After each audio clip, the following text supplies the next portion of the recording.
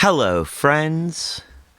Welcome back to Saturday Evenings Posted Mostly Presents. And we're here with our civics expert, Trilhala. Say hi to the folks, if you Hello, would. everybody. We will be talking civics today, but first I'm going to get my ad read out of the way. Today's pre-rolls, of course, are brought to you by The Hidden Leaf, downtown Charlottesville, on the Downtown Mall, 105 West Main Street, above the Bricks, Suite 200, between 10,000 Villages and Hamilton's. A great place to go with some great buds to get some great buds, eh, bud? Where the where the only thing better than their bud is their customer service, and their prices are the lowest in town, according to my own personal research, which is highly, highly biased. And an important note of disclosure, while we wholeheartedly endorse the Hidden Leaf and Firehouse Organics, they do not necessarily endorse us or our opinions. We are an opinionated show, and the opinions we express herein are our own, not necessarily the opinions of our sponsors. Today we will be trying one of their backwoods pre-rolls rolled by Sean. This is gonna be... Let me just show you what this puppy looks like. This is a bomber if I'd ever seen one. And this is gonna be intense. I believe it is fortified with extra THC distillate or THC powder of some kind. So, oh, and it smells good. We will be doing this product review as well.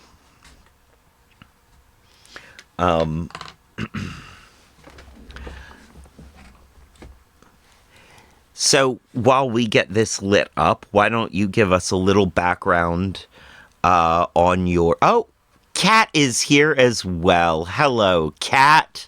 The Yay, Pat. Yes. Kat may be in and out today. She has some personal stuff going on. Yeah, I'm here for a little bit anyway. Well, all right. So, yes. Trilina, why don't you give us a little background and tell us why you are our civics expert, other Okay. than you are just a generally smart person. Thank you for saying so. Um, Hello, everybody. I am actually a seventh grade civics teacher. Um, I work for a city in Virginia, and I spend 8 hours a day, 5 days a week, in front of students, and I teach them the various basics of the government. So I am a licensed teacher. I've been doing this for 2 years now. And although I will not say I am versed in everything in the government, I can definitely answer most of your basic and moderately complicated questions. Well, all right. That is our background for as why she's our civics expert. I know just through knowing you personally that you are versed in civics well above seventh grade level. I mean, yes, I would have to be to teach it. Right. In fact, I know you were well versed above a 7th grade level before you started teaching. One of the things that I've always enjoyed is having political conversations with you. Now, I will say that the Peanut Gallery has raised his hand and asked if he may visit the bathroom. That being said, as long as you only go to the bathroom, going to the And do not take bathroom, more than 5 minutes, please. right? You'll miss too much. Right. And going to the bathroom does not mean going to the vending machines that are near the bathroom. Yes. Oh. Did you seriously just ask for a hall pass from a guest on the show? Yeah, he did. He literally just asked for a hall pass. And I have to say, as hilarious as that is, you don't know how many hall passes I get requested for in just one class. So A bunch. a bunch. I have to make a list because they get mad at each other if I mess up the sequence. Yes, yes. I bet they familiar do. with that. Huh? I said I'm familiar with that. Yeah. yes, I bet they do get a little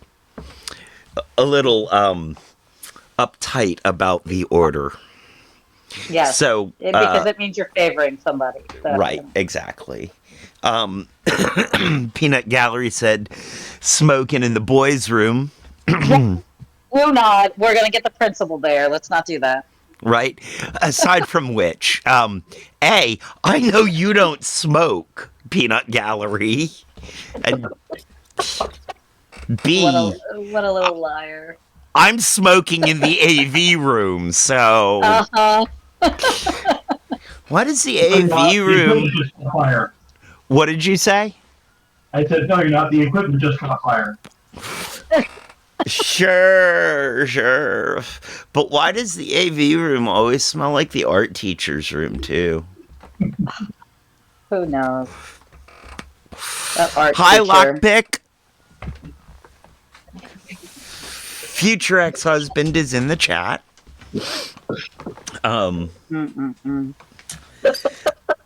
So as we get onto this product review, my review is this is an excellent smoke. I do love a good backwoods. So what's on the menu today other than the obvious, Lockpick says? It is Civics. Civics and Hall Pass requests. Yes. Well, one of the things we had talked about discussing was the Electoral College. And I always have a question as to why. Why T. Backwood? Yeah, very funny Lockpick. You can suck on my backwoods any day. Oh, come on now. This is okay, it's not a PG show, never mind. Yeah, pretty Continue. much. Well, no, I'm Continue. still PG-13 because I didn't say anything like terribly. Well, I did, but it wasn't explicit. I didn't use the wrong language. Yes. So yeah, You want to know why? that is one of my constant. No matter how many times it's explained to me, a few minutes later, I'm like, oh yeah, why? Yeah. Why? Because it No, really so- just doesn't work for me ever. Yeah, so here's the thing. Let me explain a few things about our founding fathers that you're not going to generally get in elementary school. And if you've lived in America, you'll know that our school system really, really likes to endorse our founding fathers and the founding of our country. right? To almost But a religious extent. it is almost to a religious extent. It is very cultish and it is very brainwashy. But that's neither here nor there because a lot of cultures do that, and America's no different. So Yes. here, let me explain a few things that you should know in the background when we have to talk about anything in the Constitution. Number one, they were paranoid. I mean, to an nth degree, paranoid that one person would get enough power to bring America back to a monarchy. Now, they didn't generally think that American would do this, but you have to realize most of the people in America weren't yet Americans, right? You still had a lot of sympathizers, you still had a lot of British, you still even had a lot of French. Also, they And could so, not have foreseen Donald Junk Trump. no. And so what happens is that this worry that a European was going to creep up in the next 20 to 50 years and just bring America back into a colonizer fold was a very big worry. So a lot of the Constitution, now remember, or maybe for the first time, no, the Constitution was not our first government. We actually, right out of 1777, when we declared our independence, wrote the Articles of Confederation of the Perpetual Union. This document was even worse than our Constitution. It gave almost all powers to the states. Essentially, we were a conglomerate of countries that had barely a central government. And we did this for a decade. The only reason that it fell, well, not the only reason it fell apart. The the reason it fell apart was because there were 13 colonies acting as their own countries. They could not trade, they could not collect taxes, they could not enforce laws from state to state. So if you went from Virginia to Maryland, you were essentially home free. Okay? So that fell apart. We created the Constitution. And so this is what happened. You had one group of people who believed that a stronger central government would do better for the people as a whole. These were generally your northerners, people in the Northeast, like Massachusetts, Vermont, New Hampshire, New York. Those colonies believed in a more cohesive government. Now, because we have a history of slavery, the southern colonies were very different. They were very individualized. They did not want northerners telling them how to do things because northerners had already made noises that they wanted to get rid of slavery. So southern states like Virginia, Georgia, Florida, the Carolinas said, no, we want more state rights. So they spent months after this failed government trying to find a compromise where every single colony would sign that constitution. And what we got was a lot of things that don't make sense to people nowadays. One of those is the Electoral College.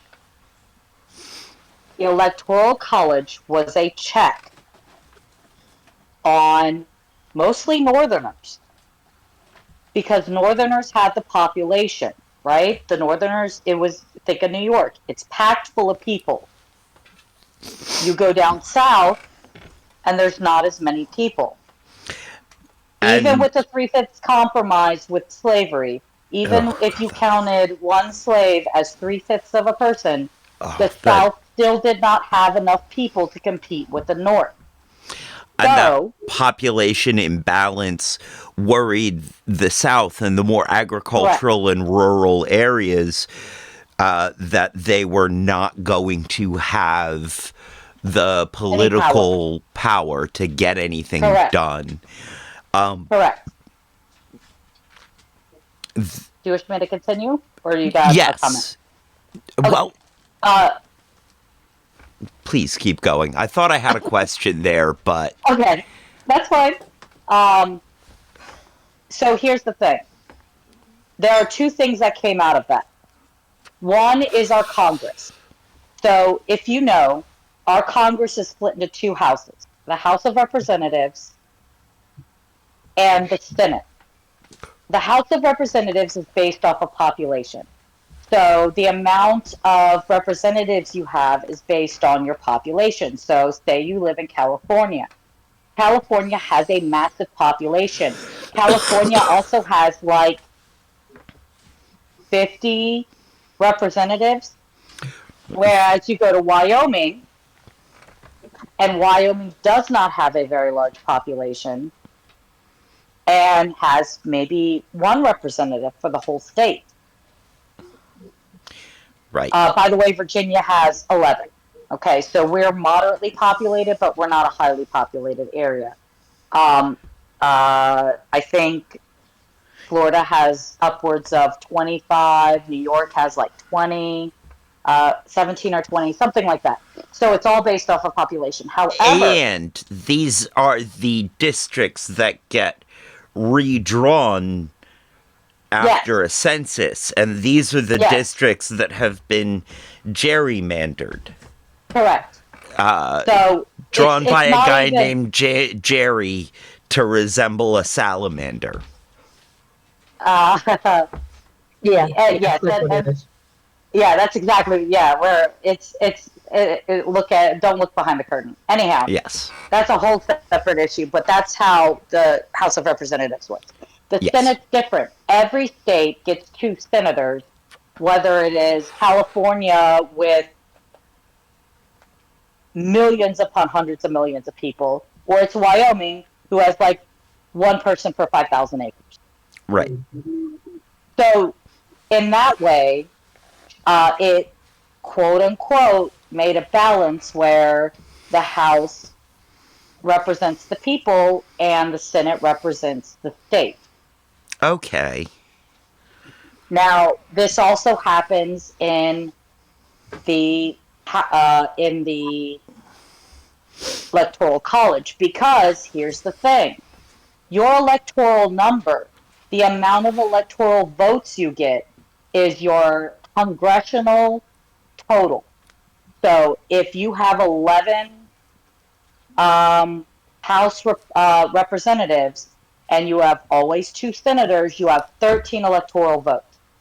So it seems fair because part of that is based off of your population. However, all but 2 states in America have a winner-take-all system, which means if I live in Virginia and I have 13 electoral votes, which I do, Right. and 50.1% of people vote for Kamala, then Harris gets all 13 of our votes. And Is that it- little tracker that you see at the top with that, on election night when they have like this tracker and they're trying to get to 270, she'll get all 13 of Virginia's votes, and that tracker will go up by 13. Is it the popular vote in the state that defines? Yes, it is the popular vote in each state. It's not how the districts themselves go. The No, number it of is the popular districts. vote. Correct. Okay. It is the popular vote, unless it is the split vote. Oh, Now, in the Maine- states that can split up their Yes. electors. Yes. So, like Maine and Kentucky, I think it's Kentucky. I know it's Maine. They have 2 votes. So, I mean, they have like 2. They vote for both. Right. Depending on how many of their districts vote for like Trump, that percentage will go to Trump. and the other percentage will go to Harris. Right. Now, say you have 5 votes, and 50% or 40% goes to Trump and 60% goes to Kamala, then Trump will get 2 votes and Kamala will get 3. Okay.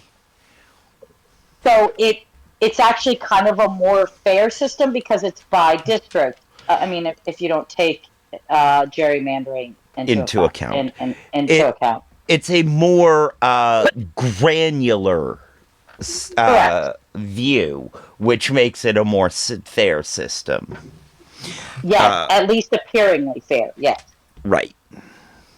Again, if you don't take gerrymandering into account. If you don't take cheating into account, of course everything looks fair. Right? Okay, so this was done in order to make all of the states feel equal in the electoral process. Each In state every could process. feel But yes, yes. okay. In order to get the Constitution signed, we had to make a deal with the South. Okay. And this is a holdover from that deal with the South. So don't let anybody tell you that slavery is still not kicking us in the ass today, Right. because it is. Even in the America most has, minor political even in the most minor systems. political systems, it is still there. The ghost of it is still haunting us. So, what other powers do the Electoral College have? Or That's it. do they? They They don't. just. They just elect the president. They don't have any power in any other electoral process. It is only the president. And it is because of that paranoia that our founding fathers had. They were worried about the president. They probably should have been a little bit more worried about the Supreme frickin' Court? Supreme Court, where they barely wrote anything into the third frickin' article, but they didn't. They were only worried about the president. Matter of fact, that's why Congress has so much power, Is in because they order wanted to put a an solid check on the president. exactly. So the president, believe it or not, please listen to me, because I actually had a 7th grader tell me yesterday, you know what, Miss Curran? I used to think that the president had a lot more power than you're telling me he does. And I'm like, from your ears to literally every other American in the world. Please, please, if you don't take anything else out of this talk, the president has power. Do not get me wrong. But the president is not the only one you have to worry about. A matter of fact, he has the most checks on his power than any other part of our government does. So, yes, electing a president is important. But you know what's more important? Electing your representatives, electing your senators, electing your local representatives. The Because down those ticket people, stuff. yes, those people are going to have a more direct impact in your state than the president is, because he has too many checks. If you think of the last time we had Trump in office, there were so many articles about how Congress constantly stopped him from doing things he wanted to do. His advisors constantly stopped him. The Supreme Court constantly stopped him. That is by design. By the Constitution, it is by design that the president has the most checks on his power, because their ultimate worry was if they gave too much power to the president, we would have another monarch on our hands. And that was one of the largest fears of the founding fathers for Correct. obvious and good reason. Exactly. You know, we had just come out of that. It seems Well, now, these articles about each branch, the things that are written to describe the powers of each branch, these are in our Constitution, in our current Constitution, yes? Yes, there's 7 of them. 7 of them. Mm-hmm. What are they called and what are they, if you don't mind? I mean, they're boring. I mean, there's 7 articles. The ones that most people are worried about are the first 3. Article 1 outlines the legislative branch, which is Congress. And it's the actual longest article. So if you look at the Constitution, Article 1 is paragraphs upon paragraphs long. It outlines like 38 powers of the Congress. It outlines how old they have to be, how long they have to be residents. It outlines how many of them there will be, everything. Article 2 is about the executive branch, which is the president, vice president, and his cabinet. It outlines all of the things he can and cannot do. It outlines how old he has to be, that he has to be a natural born citizen. So, no, he cannot be naturalized. He has to have been born an American. And it outlines how long he has to have lived in this country for the reason that they didn't want them to live in Europe and then just come over here and take the presidency. Number 3 outlines the Supreme Court. It is one of the smallest ones. It's like 3 paragraphs long. It does not tell them how old they have to be. They don't have to be lawyers. There's no responsibilities for what kind of jobs they have to have. The only thing it says is that they have to have good behavior. That's it. When was the lifetime appointment added to the Supreme Court? No, the lifetime has always been there. Okay. So that's the other thing that article. Yes. And there's a reason for that. It is thought that if they had to be elected, then there would be political pressure on them. If it was a lifetime appointment, there would be less political pressure, and they could just vote. They could rule how they believed. With their They were conscience. also with their conscience. Yes. So a lifetime appointment removes the pressures from their minds. However, I'll tell you what I told my kids. Who appoints Supreme Court judges? The president. The president. Is the president a political entity? Yes. If the president is a political entity, do you believe that the president would appoint somebody who follows his political values? Yes. So would that not make a Supreme Court justice political? Yes. Ta-da. Just saying. I did not say that now here's the thing. The way that the Constitution is written, the Supreme Court does not have this power. Right. The Supreme Court was literally only supposed to be the last court that you could appeal to. Supreme Court gave itself judicial review. Correct. In 1802, Marbury versus Madison, Supreme Court gave itself judicial review as a power because they were like, well, if we're going to review on all of these laws, we have to be able to say whether something was constitutional or unconstitutional. And they did. And it was thought of as a check on Congress and the president. So they went with it because it made sense at the time. In some ways, However, it makes sense. It does make sense. The problem is that, like I just said, it's a political appointment. The Supreme Court is a political appointment, and it is a political appointment for the longest time a person can stay in office. Think of Justice Thomas. Right. When I was in civics, right, over 20 years ago, 30 years ago, He entered into the Supreme Court. Right. He has been a Supreme Court justice for over 30 years now. He's been a Supreme Court That man, justice for both of our entire adult lives. and he is going to probably die in office. That man Yes. will probably never leave because it's political.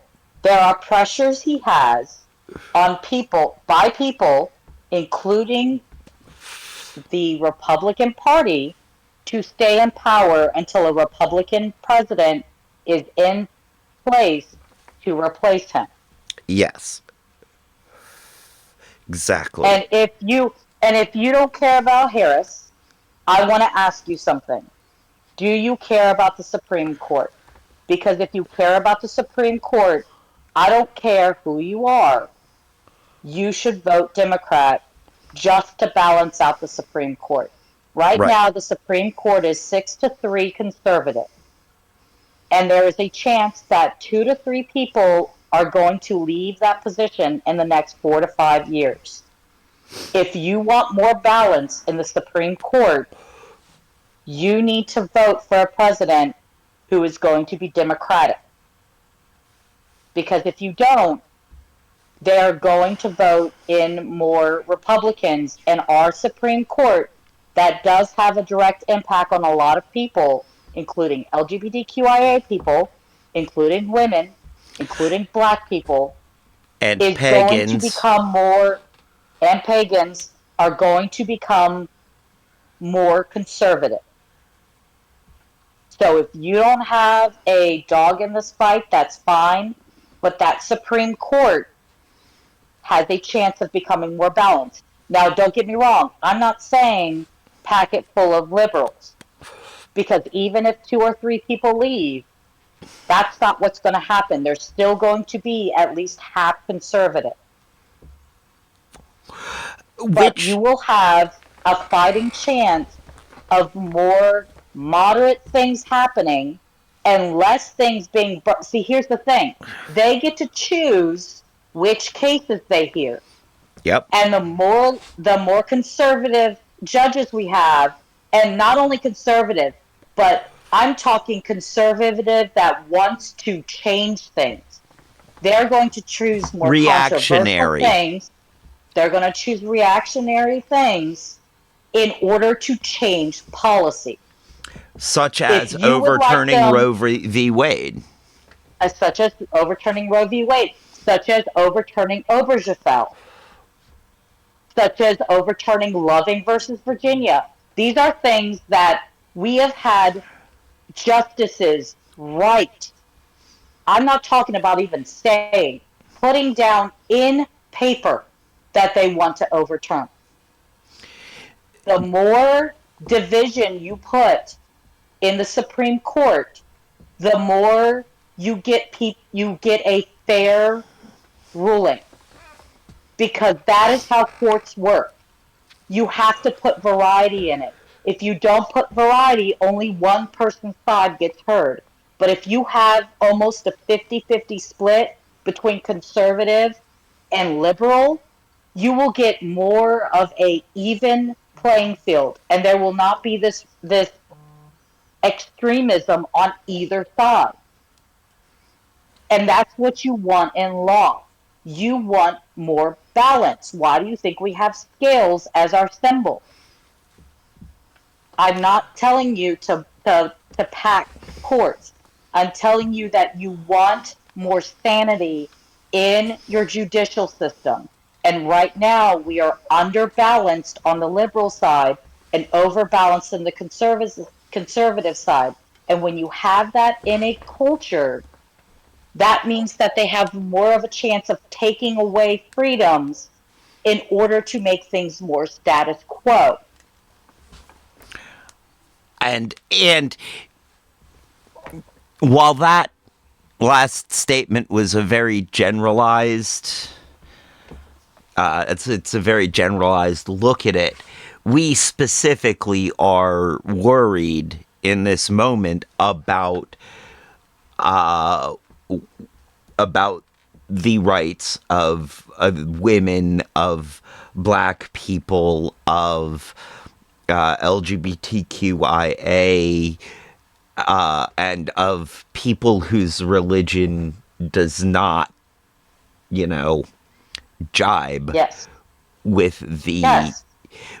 We Because are that minority that you guys specifically. call minority, there's too many of them. They're not a minority when you put them all together. Yes. But this is also specifically what is being targeted in this case by this reactionary court that wants to bring us back to an imagined time when men were the sole provider for their households. Women were stay-at-home childbearing machines. Black people knew their place. And all the gays hid in the closet. Right. And pagans didn't exist. Yeah, they don't exist. They, all of those people are good Christians. Yeah. Look, I work in a district that is extremely diverse. It is mostly not white people. No, you They're all are black correct. and brown. A I lot of have women. trans kids. I have a lot of girls. I have a lot of gays. I have a lot of kids that are learning about who they are at this point. Yes. Seventh graders should not have to worry about adults tracking them down because they feel different. They should not. Athletes of any age, but especially at this age, should not have to endure whatever checks these people think are appropriate to discover their gender. My disgust is, you are an adult, why do you care what's in a child's underwear? Right. You are disgusting if you care what's in a child's underwear. I don't care if you think women are only there to breed. You're disgusting. If all you think about is what is in people's underwear, you need to decide what is wrong with you and fix it. Amen. Because our lives are not set. No. I don't even want you looking at me and deciding what I'm good for, whether I am a breedable woman or not. And this is the disgust that I have for our common society is, in order for you to know if that child is trans or not, you want to know what's in that child's underwear.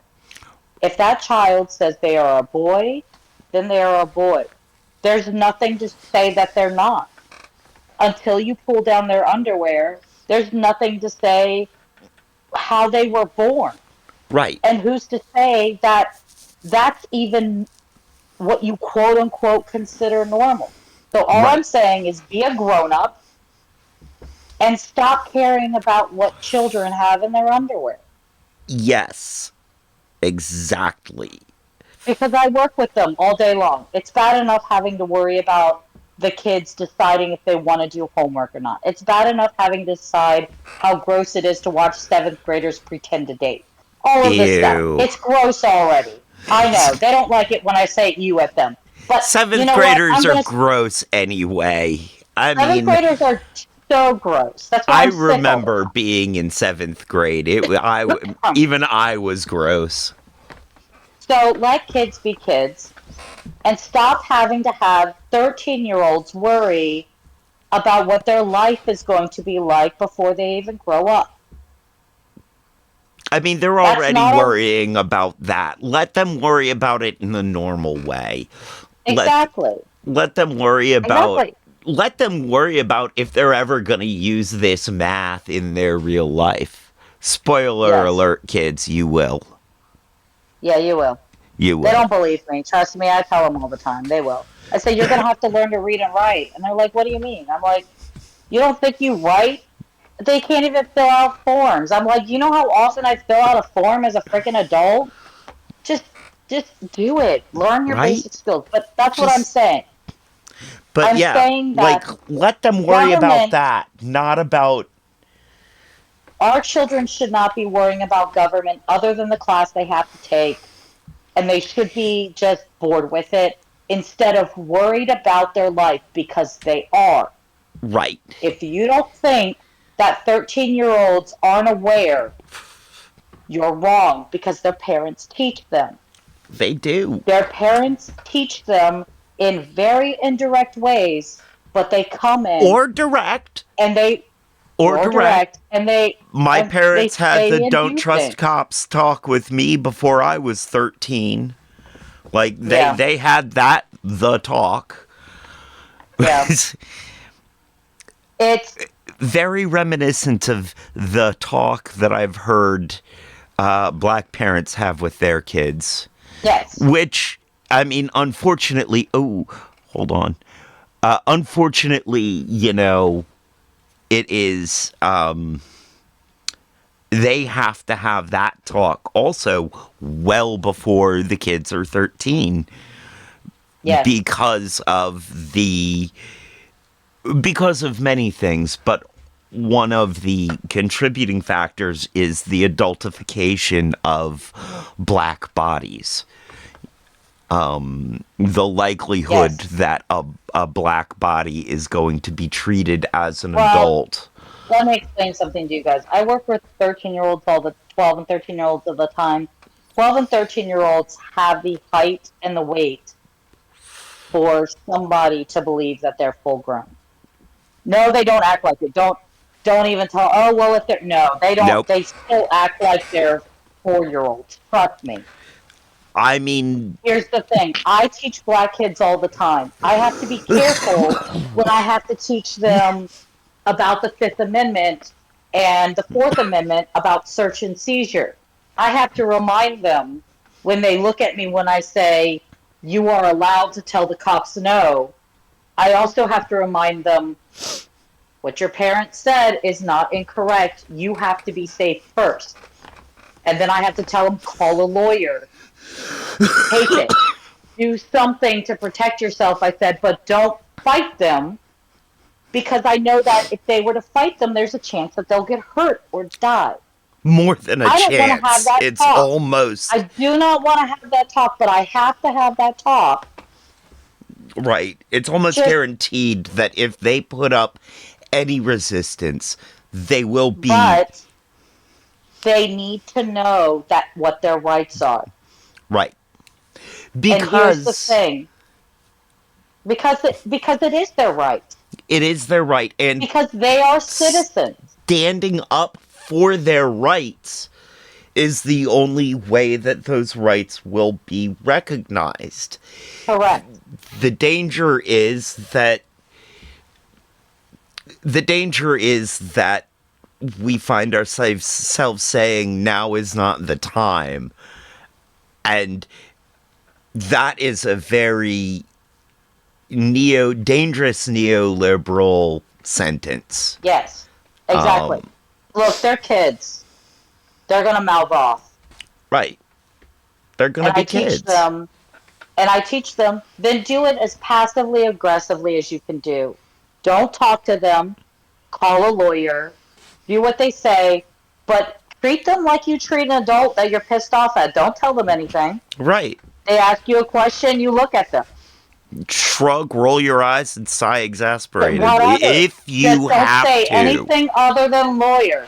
Although And even that they can yeah, get for I being tell them disrespectful. yep, Cops what will they can do.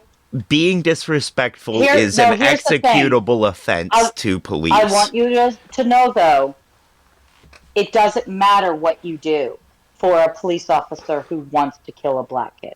Right. It doesn't matter. Here's the thing, kiddies. They will kill them whether they've actually been disrespectful or not. They just use that as an excuse so that other white people will be, oh, okay. Right. It was, I it get was a fucking justified killing. listen to me. I am disrespected every day in my job. Those kids don't trust a good old white girl. Are you kidding me? Of course not. Of course they don't. So here's Have the they met thing. one? Have they I've met one been that they can trust yet? no. Exactly. I've had their eyes rolled at me. I've been cuffed at. I've been hit. I've been yelled at. I've been called horrible things, including racist, to my face. I haven't shot a kid yet. Why can't you do it? Right. We are Why gonna can't go you do it? to. We're gonna go to commercial in 30 seconds. I think reiterating that last statement is a good idea before we head out. You faced all kinds of disrespect from these kids as a teacher, Yes, all the and time. you have not Killed any of them. physically hurt them in any Hell, I haven't way. even touched them. No, Right, I don't touch them. right, The only touch I give those kids is when they want a hug. right. And I'll tell you to this day, all of those kids that have called me all of those horrible things in the past 2 years have come back and said that I love you, Miss Curran. I miss you, Miss Curran. And the kids that I'm still with that have done that to this day, all of them have apologized to me for how they've acted to me. And I Um, still love every single one of them. do you want me to edit that out in the before I post it on YouTube? Edit out your name. No, that's fine. I don't care. I didn't Okay. say anything wrong.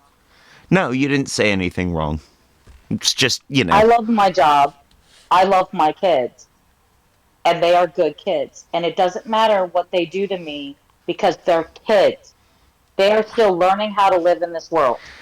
they don't have And a I'm an adult. they don't have a fully developed sense of self. They don't have a fully developed brain. They're children. I They're mean, children and they're learning how to be in this world. And that's the I'm an adult. definition of a child. Yes. And I'm learning how to deal with them. But they do, I should not feel threatened by children. And No. yes, they could still do me harm. Don't get me wrong, they can still do you harm. However, I am Although still the adult in this situation. the most harm a teenager is probably going to do to you is they're going to cut your ego deep. I'm not saying they Probably. can't physically hurt you, but teenagers will emotionally make you Yes, they do. sorry. They Man, do they They're good at know that. how. Whew. Yes, they do. It But is, that's what I'm saying. I cannot. I know police officers that I love and that I trust. Don't get me wrong. I am just saying, as a society, we give bad people too much power and then excuse them for it. agreed. And when good people come along and say, look, I've run into the same exact thing, I've been physically harmed, mentally harmed by the same kind of people, and I was able to walk away with that without harming that person in return. Oh, well, you just don't get it because my life's so stressful. I want you to be a teacher for a week. Right? I want you to feel the physical and mental harm that children that are in pain give you on a weekly basis. I don't touch those kids. You cannot touch them too. Has it been proven that children who are in less pain act out less and cause less pain? I'm sure it is, but I can tell you that the children that I know are coming from very uncertain home situations are the ones that tend to lash out at me most. The ones that I know come from more solid home situations, even if they don't do work, they also don't tend to lash out. They just tend to be lazy. They don't tend to be aggressive. right? Okay. But the kids that I know that will tell me that they don't like their parents, the kids that I know come from some kind of foster care or live with their grandparents or have something unsettled in their life, They're the a ones lot who of act times out. they're angry. Yeah, they're the ones that will act out in a way that is damaging to other people. You see it in adults. It's not like adults don't do this crap. Right. Adults And do I this mean, stuff and too. I've seen it in children. I've seen it in Yeah. everyone. I posed this question specifically knowing the answer and giving you an opportunity to expound on it.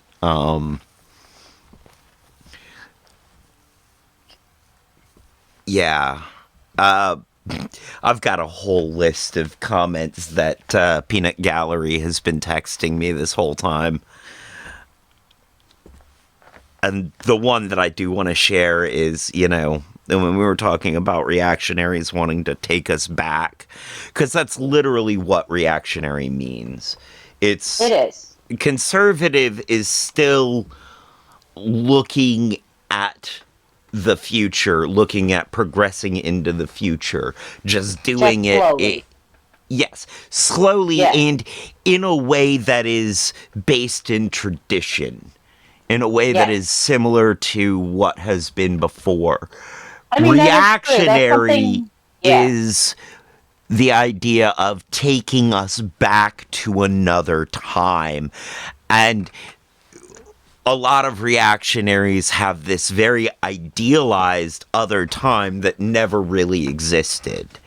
Yeah. And when we were talking about that, the Peanut Gallery said, when men were men, women were men, and sheep were scared. I mean, sheep should be scared if they were just men. Right? That's why I laughed out loud in the middle of a otherwise very serious I mean, sheep are conversation. very fluffy, so I mean, they should be very scared. Um, yeah, and I think that's something that's going to be hard to discuss with my students about the difference because after winter break, we have talks about campaigning and political parties. And what's going to be difficult to talk about with political parties is we have a Republican Party, which is conservative, that is not really in existence anymore. We have a Right. reactionary Republican Party. I mean, we still have Republicans, don't get me wrong. The old fashioned conservative Republicans are still out there.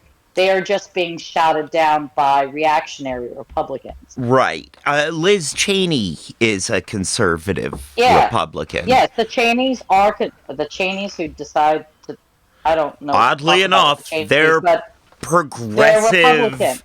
They're progressive conservatives Yes. as opposed to Um, reactionaries. Correct. And so it's going to be difficult to talk about because these children already have only lived In a time the of Trump world.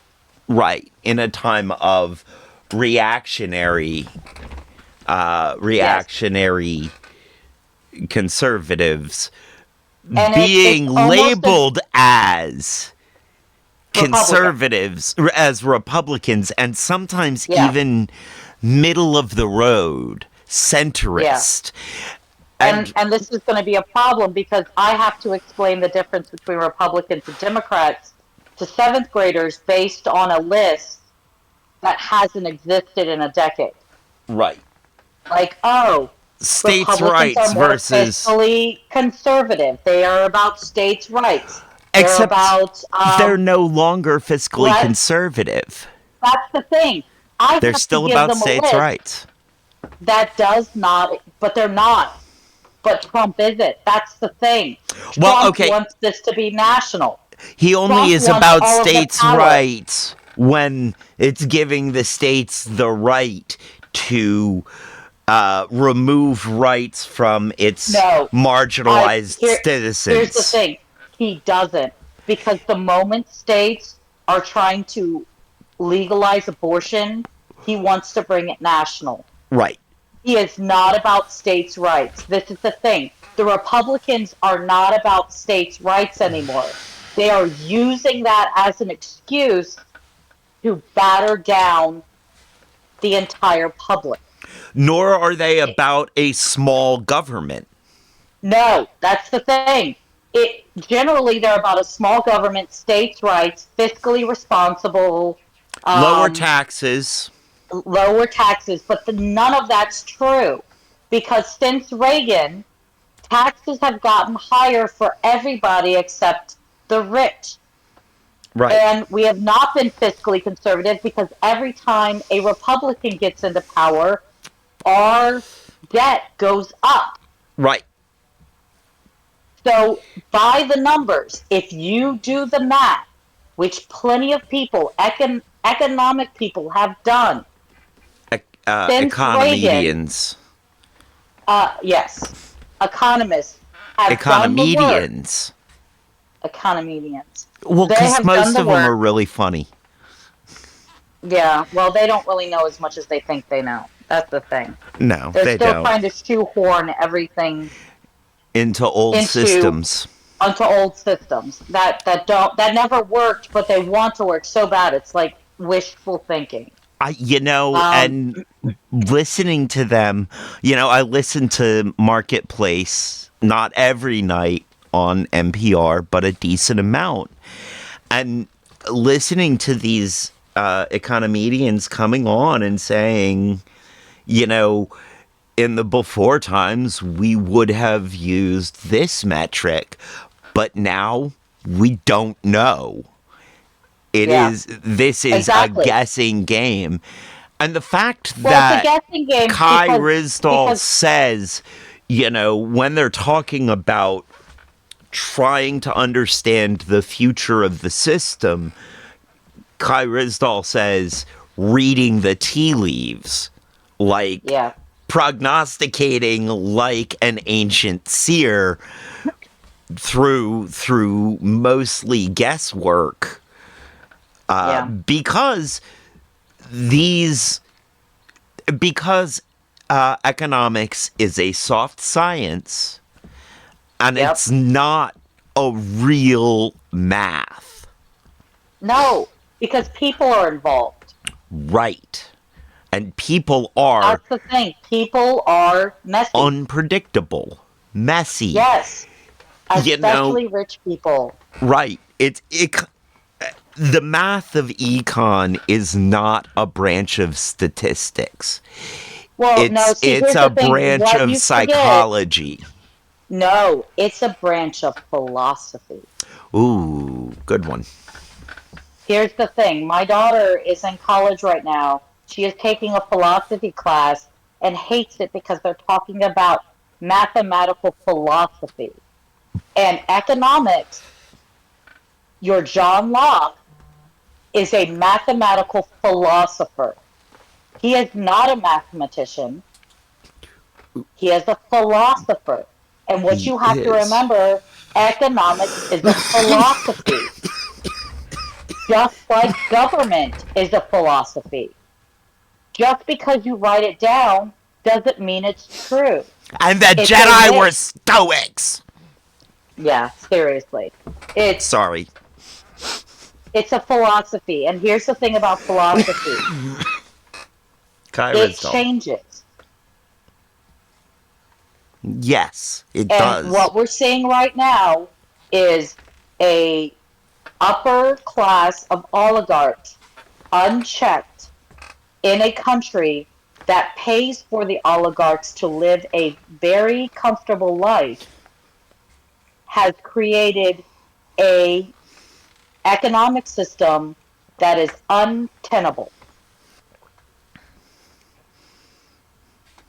And the thing is if these were normal people, they would know that this is bound to fail and that they should cut back on it. But they don't because they're mentally unhealthy and they believe that people will continue to work until the grave to meet their deadlines, to meet their money. They did not they didn't learn the right lesson from the French Revolution. No, they didn't learn the right lesson from the mandate of heaven in China. Right. If I have to remind you, go back to ninth grade when your teacher taught you about mandate of heaven.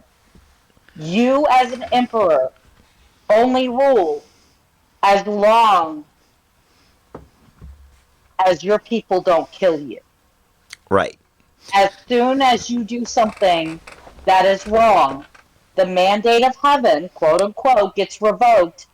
And you know how you know that got revoked? Your people kill you. You're dead. You're dead. You're dead. And that is the thing.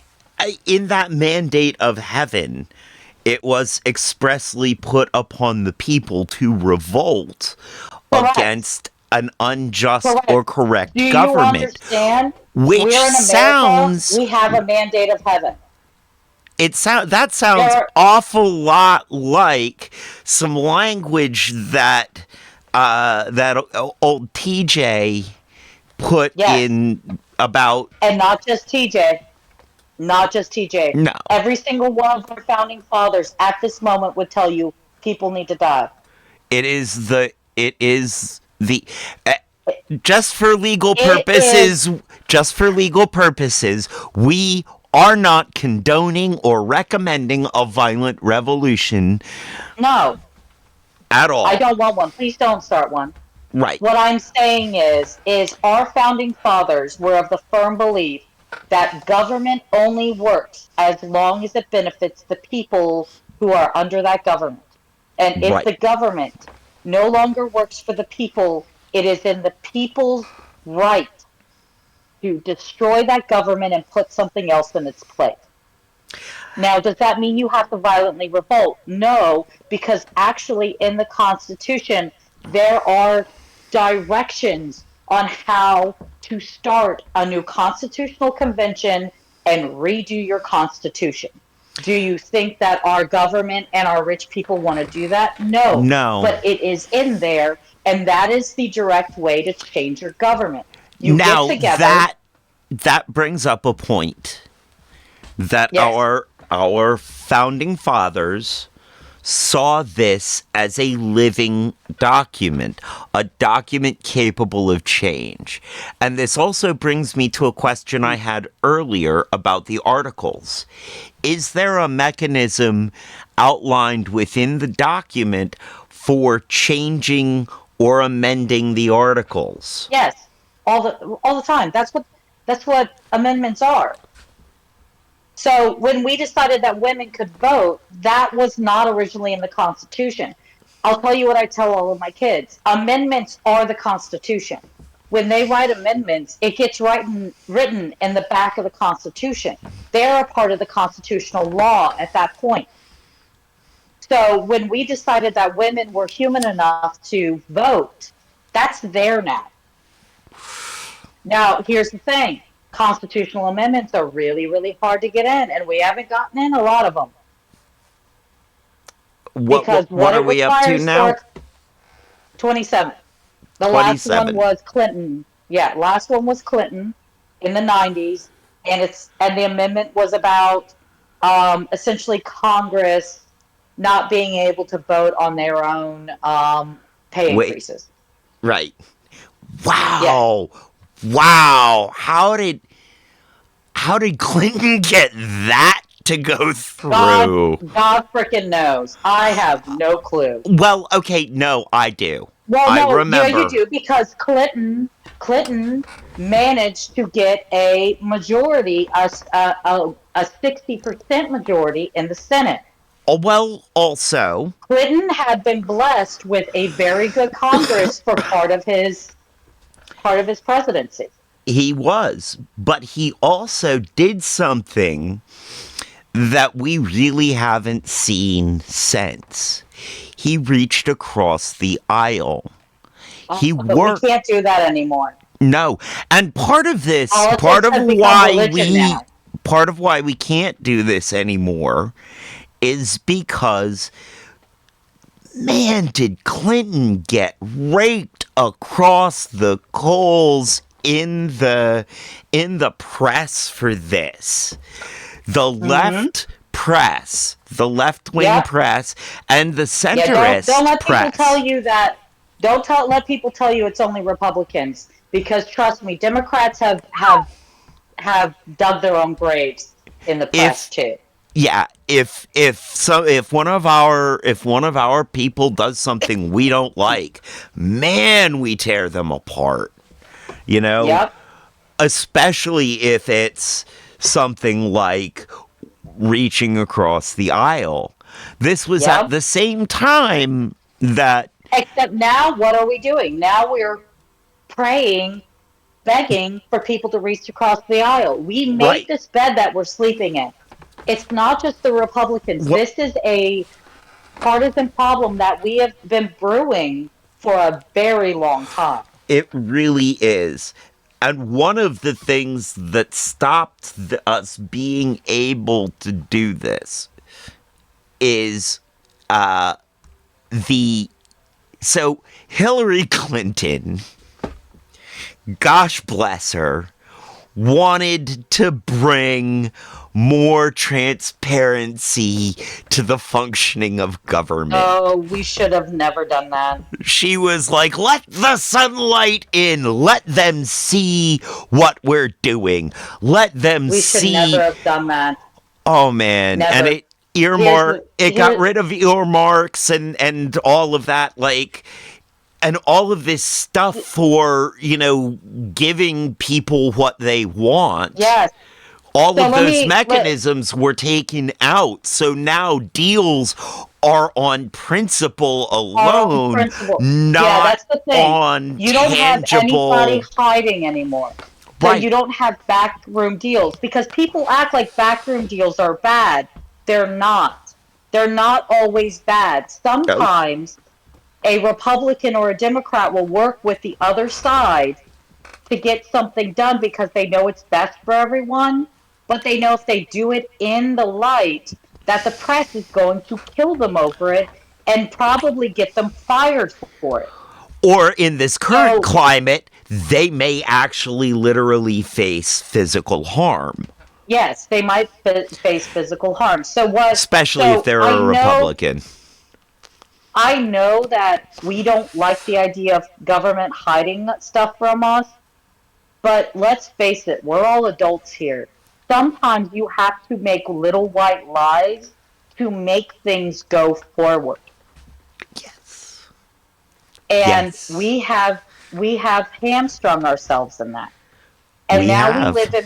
we live in the daylight, but because we live in the daylight, people cannot be seen working with the quote unquote enemy. Right. You can't And it's like if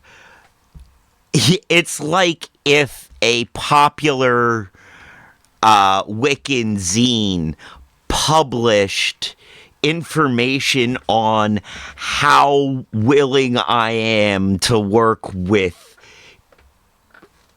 people who are with Christians. Like, yeah.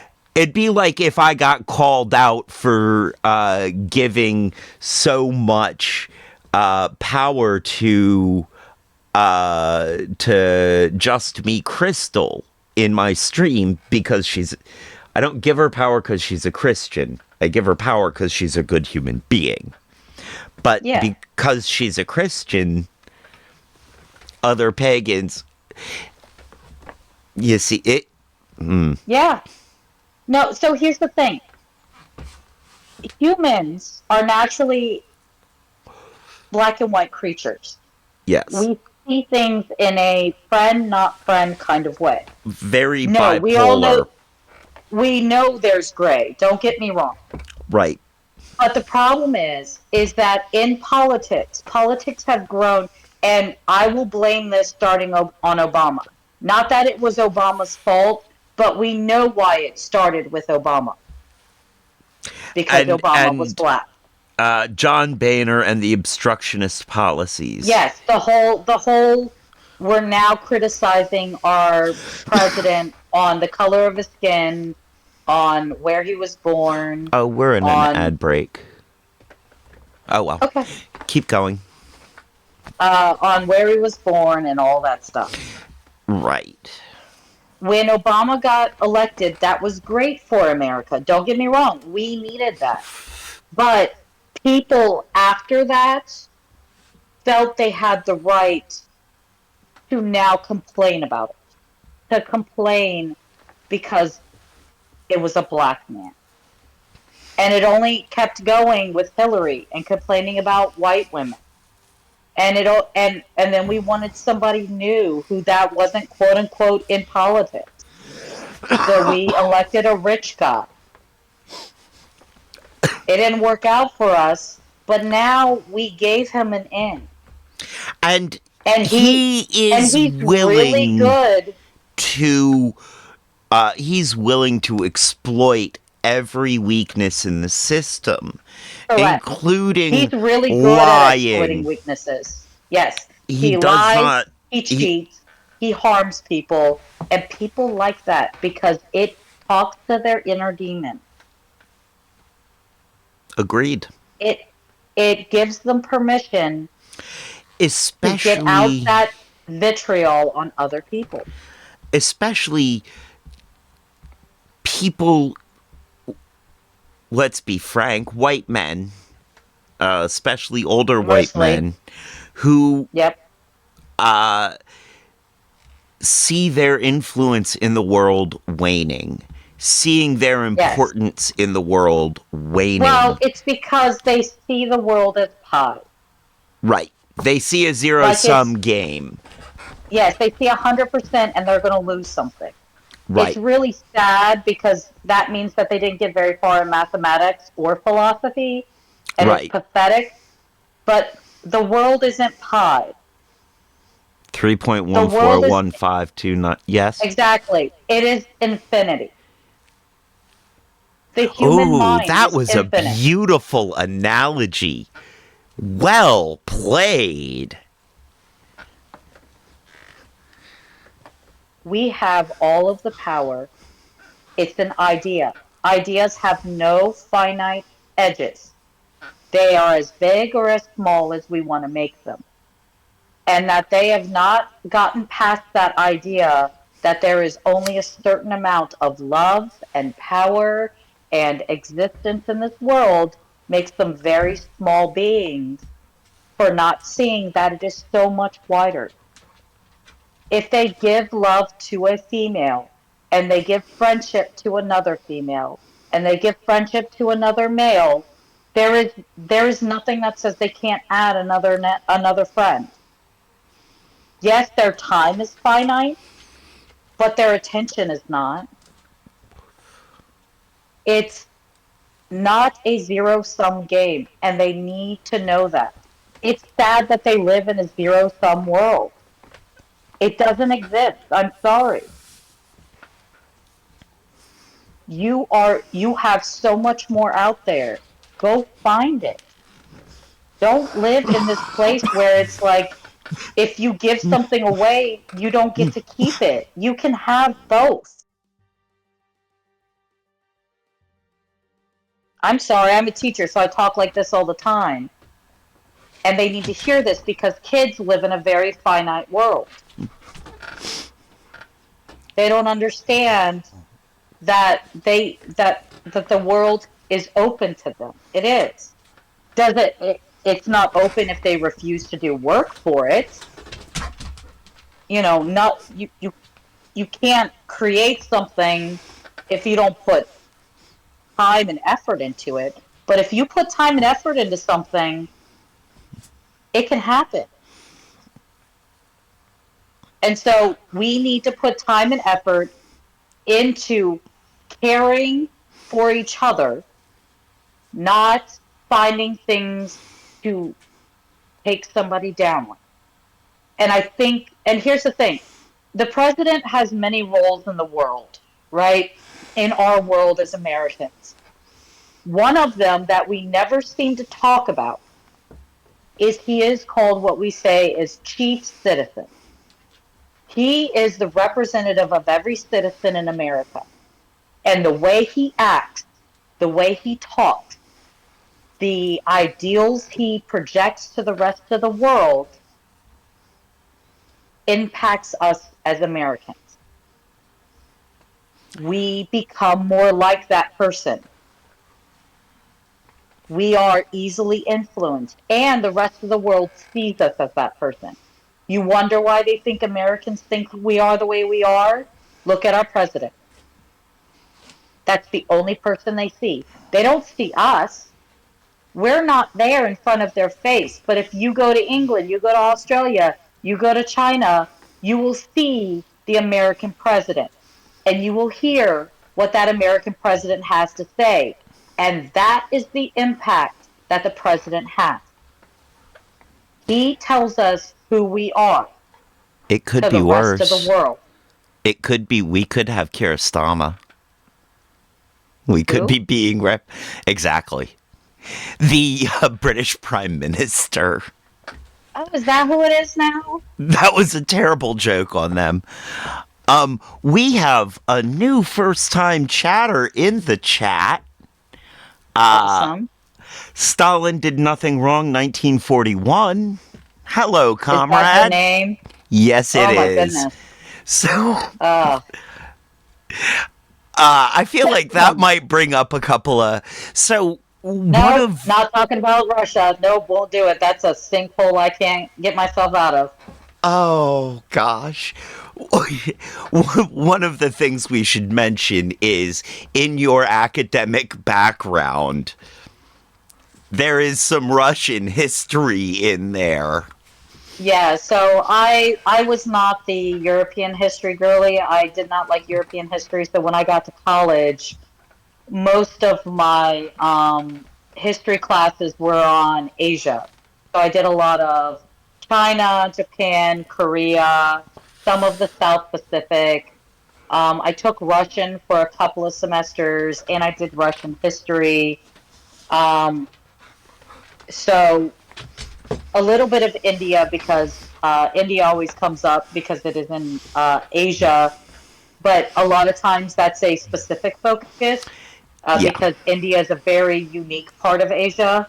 And it has it has so many different sections that Yeah. there isn't really a centralized history of India other And then if you than get into British India, colonialism. Yeah, you get into more colonialism, you get into more stuff about Pakistan, you get stuff into more of the stands.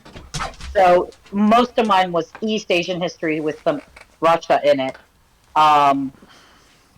Yeah, so yeah, I did Yeah. not like American history. I did not like European history, mostly because if you think about it, most of our K through 12 education almost completely focuses on Western Europe and America.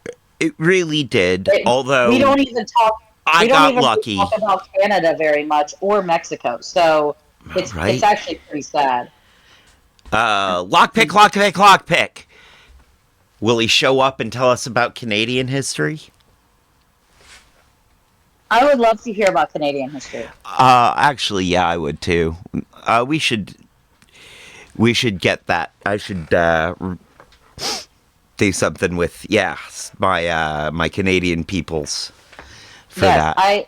But Honest to God, because we live here in America, and the most we get about Canadian history, honest to God, is about French trappers in early history. That's it. That's all we get. I mean, mine. Did you get more? You see, Mine. yours Yeah. is different. Yeah. It's different. Well, In also, American my history, news source, the news source that I use, they do look at Canadian history. Mostly, they tend to look at, how colonialism wronged the indigenous people. well, yeah. I mean, that's Granted, a valid point. it does feel like sometimes NPR seems to focus on I know that they are an unbiased, not unbiased. They are the most objective news source that I have access to, right? Yeah. And they just feel like they're leaning so far to one direction because the other side is so loudly vocal and making so many really loud mistakes. Yeah. That NPR feels leftist because the right is just, wow, are they GOPing it up? So loud. They're so loud. Well, you guys have to remember the rich own the newspapers. Yes. Yes, they do. And the Not rich, my people. the rich do not want to upset anyone because they want to keep their money. Yes. That includes Trump, because you have to understand right now they don't know who's going to win. Trump So they doesn't don't just wanna want to get- keep his money. He wants to stay out of prison. He's Well, still, I know. I don't. you know, Here's the thing. although Trump also is not our problem. one of his The other rich people are our motivators. problem. Yes. One of his other motivators may be revenge. He may at this point just be looking to win, to get revenge. I can honestly tell you, I don't even know if that man is all up there. He's not. He's not. So He talked to Joe Rogan for 3 hours. I will choose a 60-year-old woman over a man who I don't know is mentally capable and who hates everybody, Any day including of his the own week. children. Any day of the week. It is not a Now, choice for me. right. I get two choices. Don't talk to me about third parties. You get two choices in this country. I'm sorry, if I could change it, I would. But we get two choices. We are some bipolar people here. Is between a shit sandwich and nothing. I'm choosing nothing. Honestly, if my choice was a crap sandwich and a giant hygiene product, I'd choose that giant hygiene product because at least it would leave me feeling clean. Yes. I don't know what to tell you. There is no there is no decision here. I'm not voting for somebody that I honestly don't know if they are mentally there. Right. Not for my country. I'm sorry. Not for your children. I don't know what somebody would have to do for me to choose someone who would probably die in office. He's so old and his brain is not all there. When I had to choose between two of those, it was hard, but I still knew who I was leaning to. Now that I don't have to choose between those two, oh God, I'm not. Sorry. Thank you. The decision's made for me. Right? Like, this isn't... Now, we should not, we're not glazing Kamala here. No. We see a lot... That is, to put a blunt yet fine point on it, she's a cop. We don't trust cops. Period.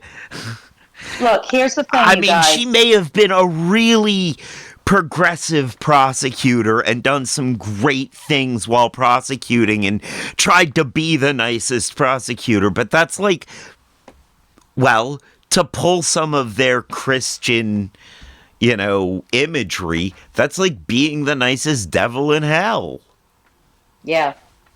I mean, but will I vote for her because I fear the alternative? Because I think damn Skippy. I fear the alternative, and I want normal again, you guys. You don't seem to remember. All of our politicians are corrupt. All of them. We've been voting for them for hundreds of years. stop getting on your high horse. We voted for George W. We voted for No, I Clinton. didn't. We voted for Yes, I stop. did. We voted for Reagan. We voted for Clinton. Trust me, we did not do the world justice by voting for these people, but let me tell you, at least they were not blatantly trying to deport millions of people, tank Citizens. our economy, shoot the people they don't like, take over the country, and get rid of the Constitution. All of these things that doddering old fool has said at some point in his life. Yep. Yes, our Doddering. politicians are corrupt as hell, Doddering old fool. but Great doddering choice. old fool, he Great is. choice. If I met him in real life, I I don't care about him. He means nothing to me. He's I'd a have worthless old man that I know will be dead before I die. I'd I have to don't scrub care about myself him. clean with Brillo. But here's the thing. He does not deserve to be in control of any country, much less America. He doesn't deserve to be in control of a McDonald's fry station. No. Much less If he was a somebody that you business. met on the street, would you give him a job? If you sat in No. an interview with somebody that No. just never told you his answer and talked about something inane to you for 3 hours, And you would blamed not give other that man a people. job The and big blamed other people. that I've would be the interviewed people reason. for jobs before. Don't tell me you would hire that man for any job. So why are you hiring him for the highest job in your country? Right? Because he's got money? Because Be- he allows you to hate people? there it It's is. absurd. It's Because absurd. he allows them to hate. It's exact and because he allows Christians to hate. And there's Yes. nothing more than good old fashioned Christian hate. And he is progressing their agenda. He is pushing for this holy war, this Yes. returning all the Jews to the Holy Land so that the Yep. holy war can start. But You here's know, the thing, you guys. It's not He's like not any of Christian. us. No, he's not. It's not like He's any not of holy. our politicians are doing anything to stop this No. horrendous, Here's the thing, you guys. genocide in Gaza. And we know that Israel, I know people aren't saying it, but I know that Israel is committing this genocide in Gaza and now in Lebanon in order to take more land, to build more settlements, to put more Zionists. American Jews on. Yep. It is They a want, Zionist goal. and I'm Jewish by blood, barely, but I am. My mother is Jewish, and her mother before her, so I'm Jewish. I'm pagan by religion, but I'm Jewish enough that they will, if they have their way, want to deport me to Israel. You do know that the Nazis tried to do this to Madagascar, right? They didn't want to kill the Jews. I didn't They know wanted that to Madagascar was involved. Yes, Madagascar, the island. They wanted to deport all of the Jews. It's called the Madagascar Plan. They wanted to deport all the Jews to Madagascar and let them set up their own little country in Madagascar. And that way it's an island and they couldn't get off of it. And we would just keep an eye on them, but they needed to create this country. Why? Because there are stories, you guys. It's all a story. Yup. They're trying to force a story. Because some guy long time ago probably took mushrooms and then huffed a bunch of volcanic fumes and saw the end of the world. And said, Even if all you're the Jews Christian- have to be there. Look, you can be Christian. You can be anything you want. I'm American enough to say, I do not care what God you worship. They're all there to me. I don't care. What I am going to say, though, is you are living on this earth as a human being. You need to recognize other people as human beings. They are not an end goal to you. They are not to be used by you. They are people. You are not the main character, guys. Everybody is the main character in their own life. They're not your NPCs. They are there. Stop treating them like they are a means to an end. I don't care what your book said, because your book is vague enough that I could put any words I want into your mouth. You need to be good people. This world can be so much better if people just let people live and help them out every once in a while. But we don't do that. We let people use us. We let people abuse us. And we do it because of a book. And it's not even necessarily the Bible or the Quran or any of the billions of books out there that tell us some God wants us to live a specific way. It doesn't matter. They are human. You are human. You live on this world with billions upon billions of people and other beings that have things in them that make them a living thing. Just realize the creature that you are interacting with is its own person. And if you did that, you would realize that you are not alone, that the world is a bigger place, and that we got to take care of it. And we got to take care of each other. Why would you ever let a book get in the way of that? Live now. Don't worry about a book. Don't worry about somebody who wants to make you feel bad about yourself. Live a good way. That's all we ask of people. And if you can't do that, then heal yourself. Why are you suffering? You know, it's okay. You can believe in whatever you want to believe in. I can tell you most religions, none of them are particularly telling you to harm other people. That's not a part of what religion's supposed to do. That somebody is reading it to you and telling you that's what it is, they're just manipulating you. Even in my religion, even in the pagan religions that my religion comes out of, you know, the violent interpretations They're a are way of controlling because people. somebody wants something. You have to realize, you guys, there are bad people out there. There are. Very bad people. And we give them power because they pretend until they get it. That is why our governments are the way they are all around the world. That is why that's why you get evil people in jobs that are around kids, because they are pretending They're willing until to they get what they want. lie. Yeah, Yeah. they're willing to lie to achieve But nefarious but it's not ends. everybody.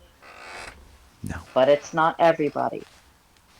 no, it is not. But if you don't, but if somebody's trying to tell you to hurt somebody else, then maybe you should take a step back and be like, why do they want me to do this? Right. You know? Well, thank you for letting me. Well, you know how to get me ranting. So this is I just do.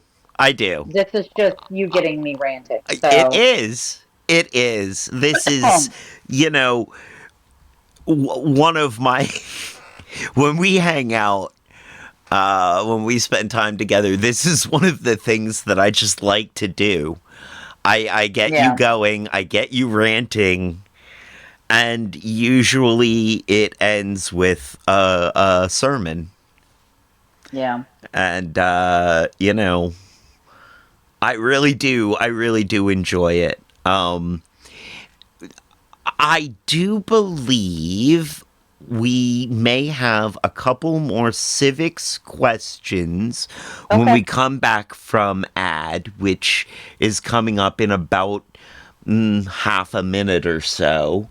okay. I will say, you know, Peanut Gallery was saying most due to his limited understanding of most religions, what it seems to boil down to is don't be a dick.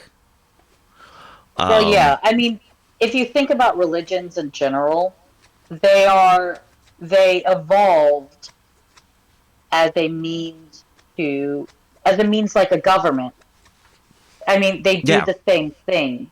They right, they teach people how to be in a civilization because right, humans, if we're just like 10 or 20 of us, we're fine. We don't need anything specific in order to be a community. right. But when you get large amounts of people together, you need something to bind them and teach them how they're supposed to act around each other. So a lot of Yes, times that evolves either as a government or a religion or both in order to kind of quell some of the um, more selfish and self-serving tendencies that humans have. because let's be clear. You know, this all humans have this self-serving and Of selfish course we do. tendency. We're That what we're everybody got talking it. about when we're talking about these evil people are the ones who do this to an inhuman degree, Yes. to a So degree that is just incompatible with with civilization. yes, Yes. And here's the thing, we're all animals. Look, animals have a DNA that our entire purpose is to survive. So the easiest way to survive is to be selfish, right? right, We are animals. Even if we are social animals, our DNA is specific to us and it wants to survive, right, okay? So we do these things and that's normal. There's nothing wrong with that. Yes, part of being a part of a civilization, a community, is sometimes suppressing your needs in order for a larger good. the But needs of when we talk, the needs of the many outweigh the needs of the few or the needs of the yes, one. yes. But the problem is that there are people out there that know this and they use this to gain more power Yes. above others, and it's to a point where it is inhumanly unhealthy and almost seems like a mental illness. Yes. You know? Not only do they do it in this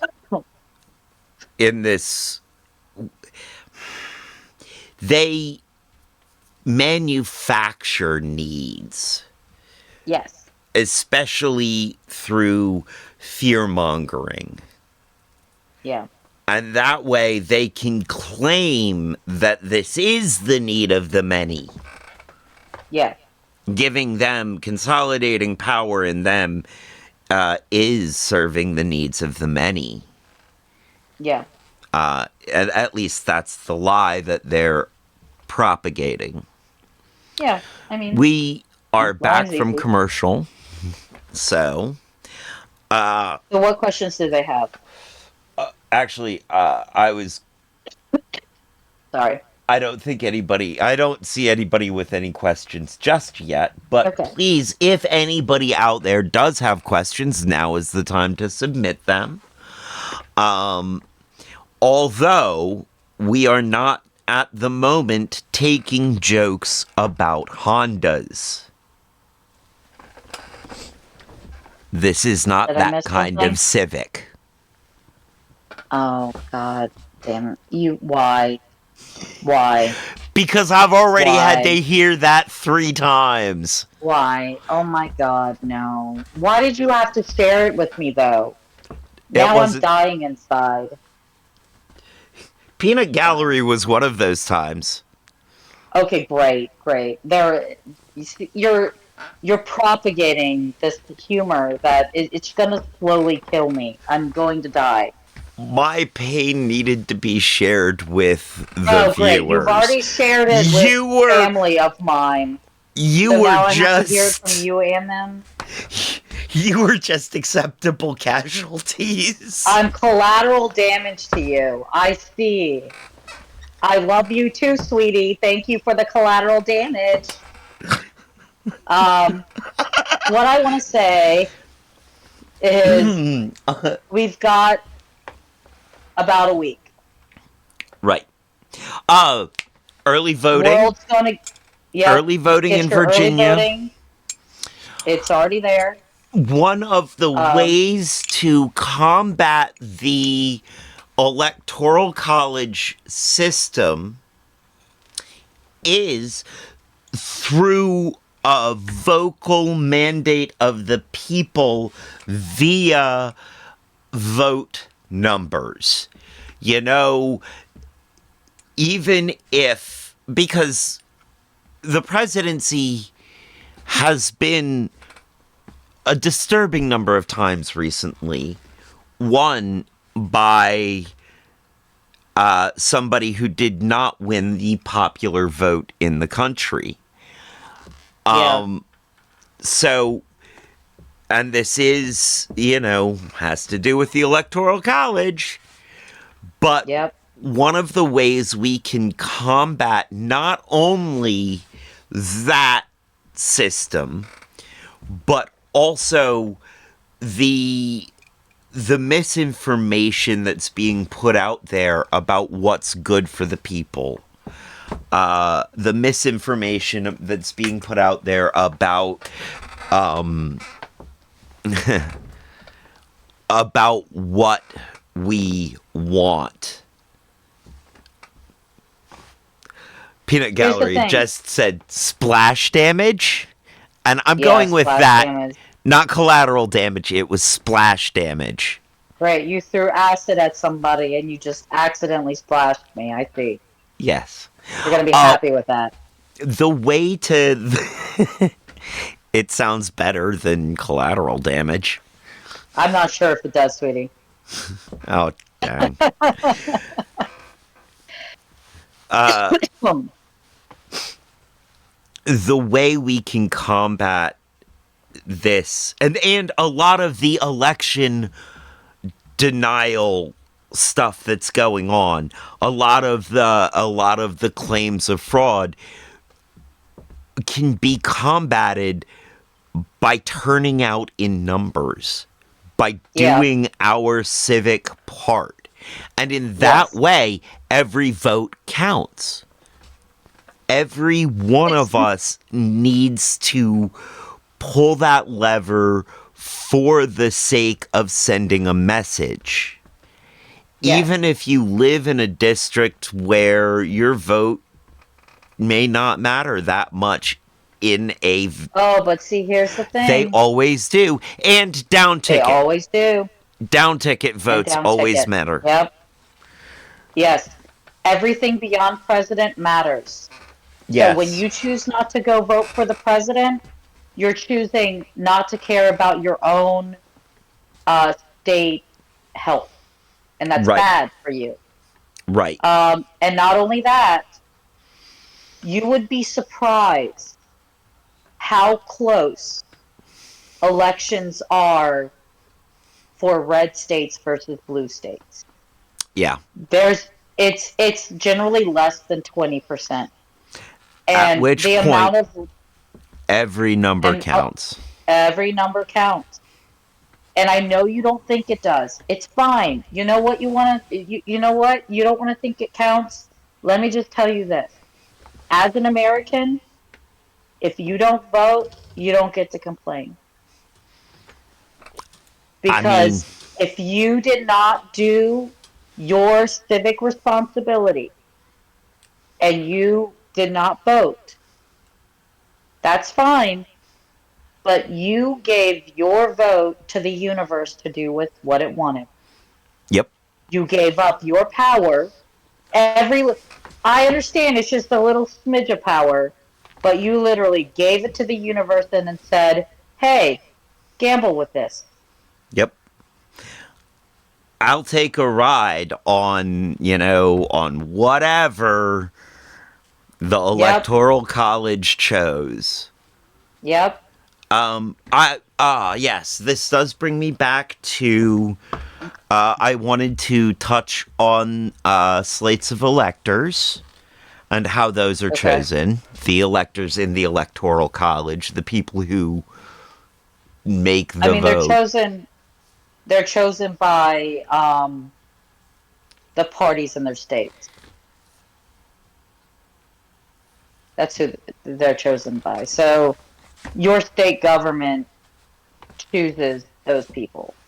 Okay.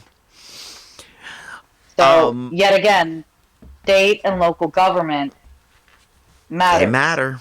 When there is a decision to be made at a state or local level, those are the people that are going to be making decisions for you. Not you. They're not going to call you and ask. No.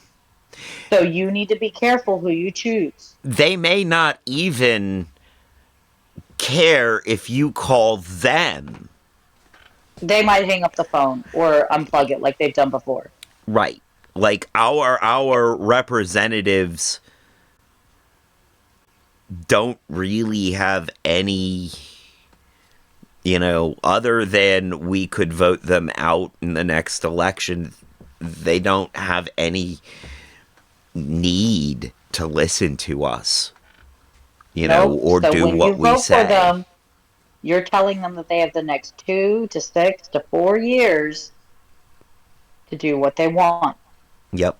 And then I want you guys to hold them responsible because if you don't and you vote them back in when they did nothing for you, Right?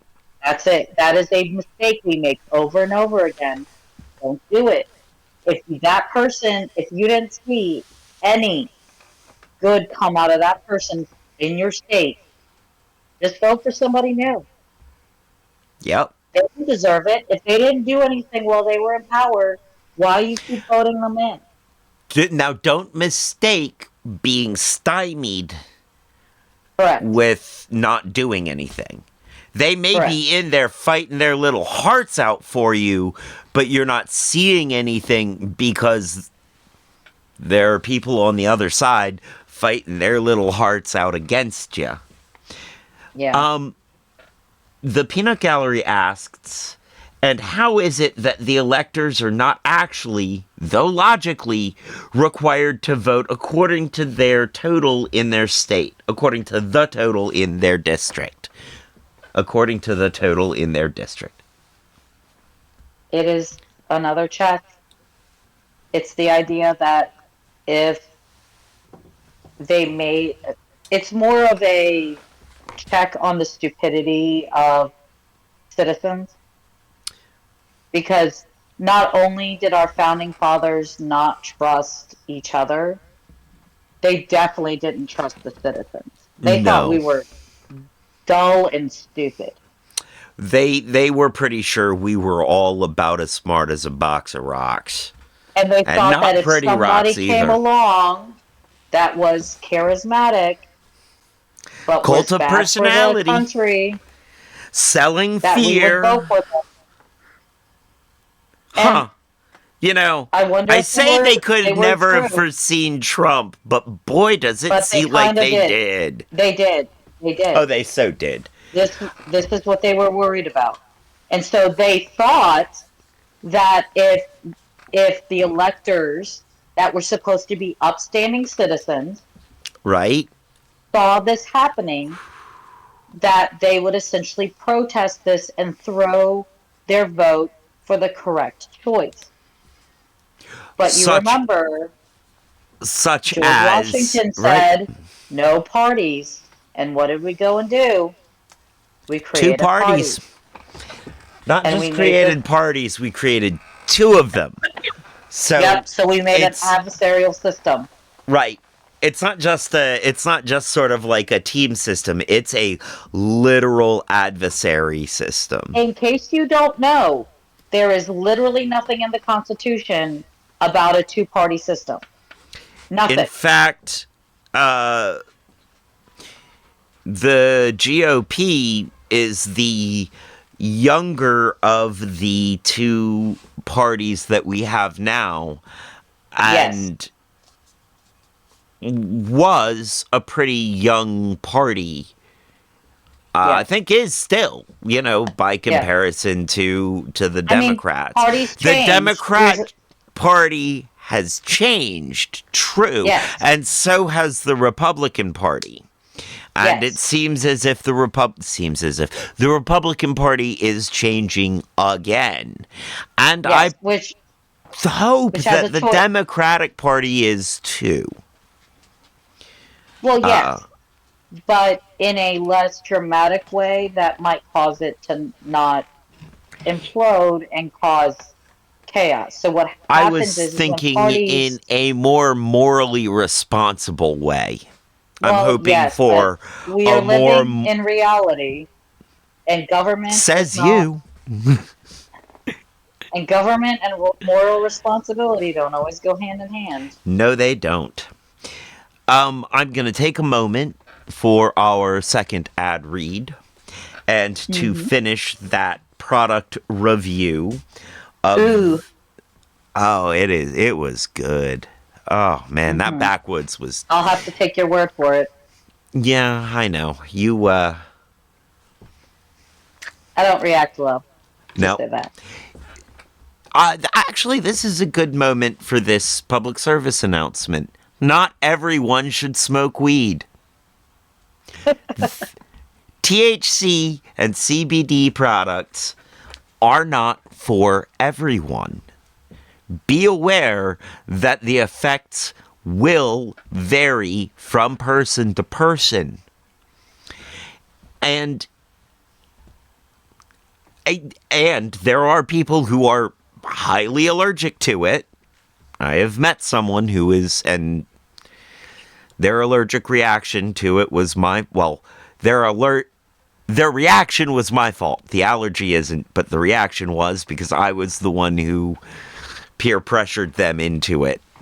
So I babysat them until they survived the night. This is not for everyone. Not everyone needs to smoke weed. Not just like drinking isn't for everyone. Not everyone needs to drink. I do not need to drink. I do need to smoke weed.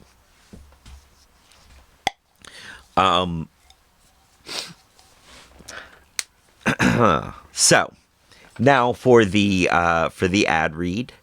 Our pre-rolls are brought to you today by The Hidden Leaf, downtown Charlottesville, Virginia. On the downtown mall above the bricks, 105 West Main Street, got that out of order.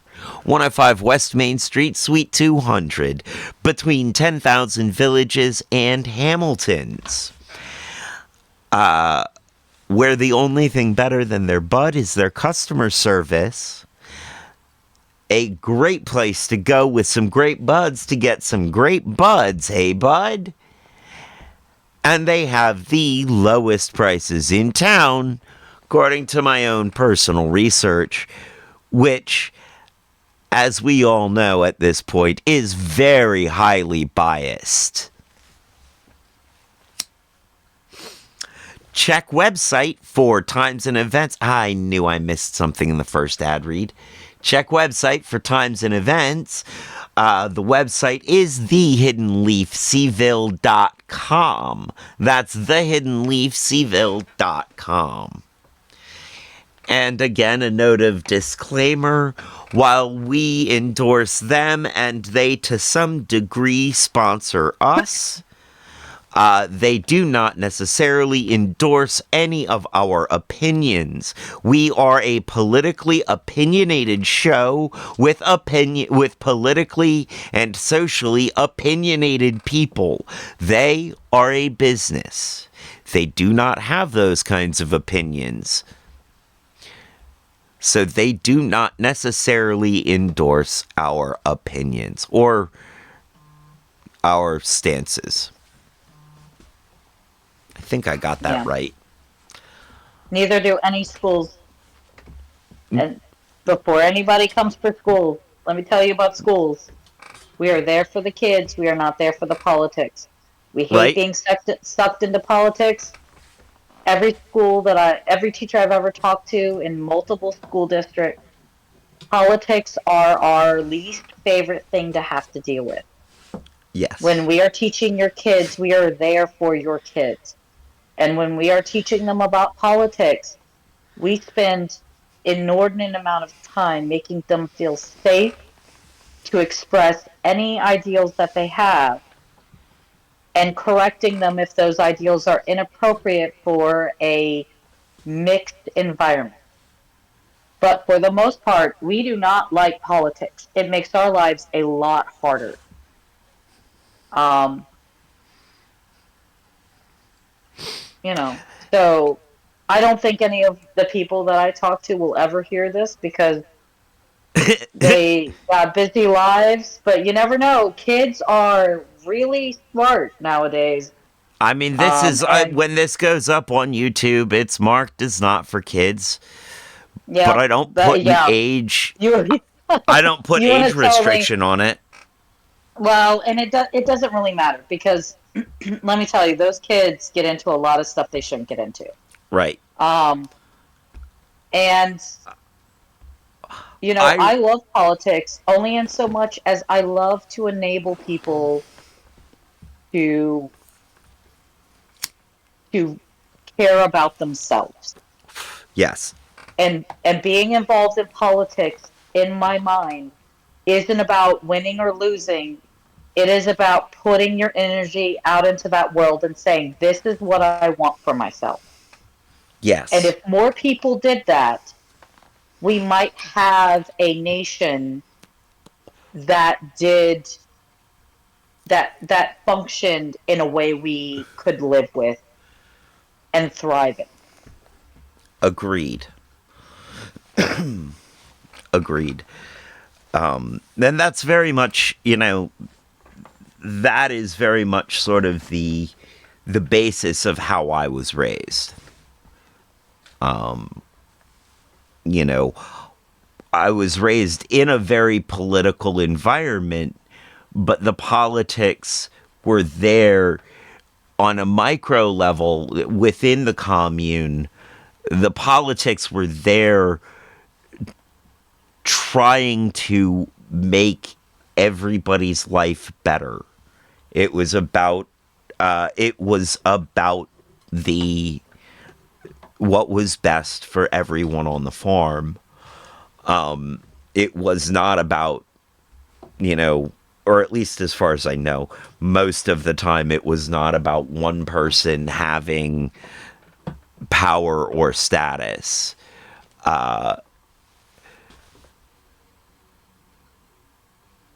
But it is our responsibility It is. as And as citizens of this country to make sure that we are keeping those leaders responsible and acting the way we want them to act.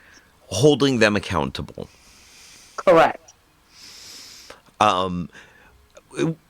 What I was trying to say was, the politics of on that macro level were obviously about making everything better, or on that micro level, but the people at the commune were also involved in the politics in the outside world, Yeah. and they were there was a lot of looking out for the best interests of everybody. Not only were they searching for equality within the commune, but they were advocating for universal human equality. They were advocating for universal human rights. Yeah. And that was, the environment in which I was raised. Yeah. We're all raised differently. We are. And that's And I something that was we have to raised deal with. very differently. Yeah. And that's a thing that I'm constantly telling the students is look around you. No one person here has lived the same life as you have. And we all value different things because of that. That's what inherently makes compromise an important thing that we learn how to do. Because not everybody's going to see the value the same way we do. And that's the thing with politics. I can't hate someone because I know that there is a reason they fell into politics the way that they did. They have a very different life than I do. It doesn't mean that I will support their reactions and the way that they deal with people, but at the same time, that I just won't talk to them. If I can't change their mind, that's fine. But I'm not going to put myself in that position to be abused by them either. Right. That takes very specific people to deprogram people who have been lied to. Right. You need to be aware. Yeah. Just because we, just because we're seeing clearly doesn't mean that we're capable of clearing other people's eyes. No. And you also have to remember, just because you think you're seeing clearly does not mean that sometimes you don't need to look on the other side to make sure that you actually are. Yes. Sometimes we get in a bubble and we think we know everything that's going on. We don't. I'm not saying that the other side is right. I'm saying that there might be more truth than you're looking at because you don't want to see it. Right. Because of observer bias. Because of observer bias. And you live in a different world than other people live in. Oh boy, do I ever. 10 minutes down the road to visit one of my students' housing units, and I would be in a completely different situation than I am right now. Right. And you have to realize that that is the world we live in America. Not only 10 minutes down the road, but California is nothing like Massachusetts. And Texas is nothing like Florida. And Florida is nothing like Virginia. Kansas is its own place. So is Wisconsin. Although sometimes it seems like Florida, like Georgia and Alabama are arm wrestling to be the most like Florida. Oh no, you forgot Mississippi. Oh, and Mississippi. Everybody forgets Mississippi. Yeah. Here's the thing. Every state is its own country with its own laws, its own way of doing things. It is only the federal government that brings us together. Yes. And if you want to be an American, you have to respect that a person in a different state has a very different life and growing up in a very different set of values than you have. Because their schools are different. Their schools stress other things than ours do. It is not universal. If I were to go to Alabama, I would be learning history differently. Yep. There would be different values on my education with in regards to reading and math. That is that's also true within a state. That it Uh, well, the yes, education. except I mean, it's not except that supposed to be, but the local government is supposed to be beholden to the state government. That doesn't mean it always is, but it is more supposed to be. than more than More than and on a in federal a level.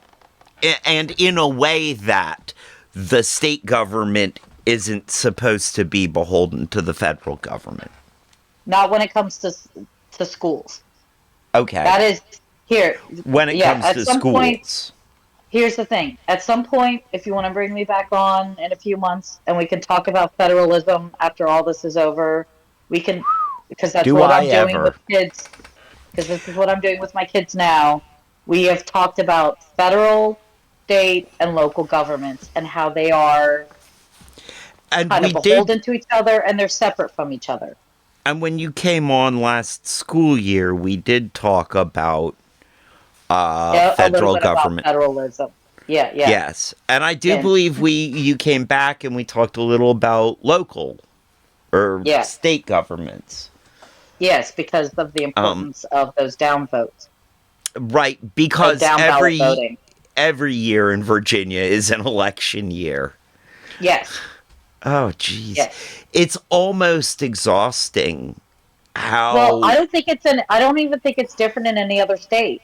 That's the thing. Your local government is constantly replacing people, and you have Yes. to be aware of that, even if it's a school board, because even if you don't have kids, those will eventually be fellow employees or people that you're buying things from because those are going to be educated kids who will become educated or uneducated adults.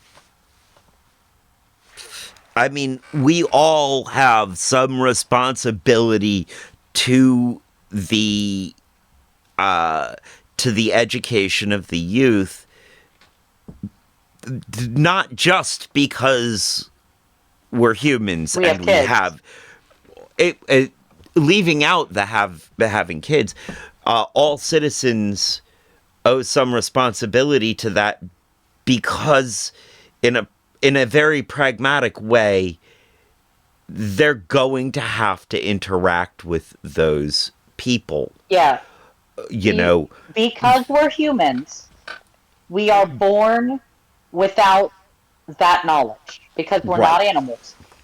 Because we're humans and we Well, have to be born early in order to fit through a birth canal, right, we are born without some very basic instincts.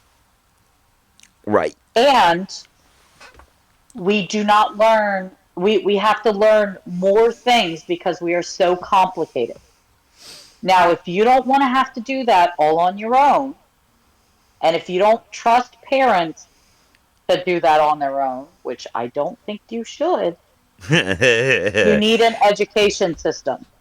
Because here's the thing, we live in a society where parents do not have time. no, they don't. So we have given it over to our education system and we're telling parents, look, you got to teach your kid how to be a human, but here, give it to these humans and they'll teach them everything else. Right. Or at least that's how it's Although, supposed to be. yeah, although the parents are, They're well, not always doing that. That's why I'm no, telling you.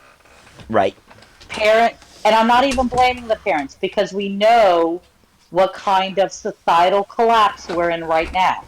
right. It's Late not stage necessarily because, capitalism, yes, you it's not know, because they don't want to. It's because they have to choose between food, shelter, lights, gas, and teaching their kids. right, And let me tell you, we've got a hierarchy, and food and shelter is up there. right, So I understand all of the systemic problems. I do not blame the parents for where they're at. But however, as teachers, our job is to teach them the knowledges that they need to become workers in the world, to become scientists, to become doctors, to become service people, to become everything we need to work in this world. My job is not to teach them how to be human.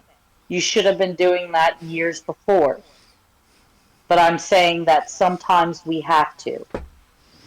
So if you have kids, give your teachers a break because we are actually doing 3 or 4 jobs that we're not being paid for. Is it your Yep. fault? Not necessarily. Is it your kid? Not necessarily. But if you don't want your kid to have to be at home and being taught by you, then you need to give your teachers a break. Okay? We love your kids. We're there for your kids. Trust me, we're not getting paid enough to be teachers. So if we're there, it's because we want to make a difference. Are we always tip top? Are we happy? No, but neither are you. So please remember, your teachers are human. We love your kids. We want them to learn everything. We honestly love watching them learn. I know you don't see that, but I promise you, I have seen a teacher, I've seen myself, when one of them gets it, I feel like freaking crying. Okay? We love them. I promise you.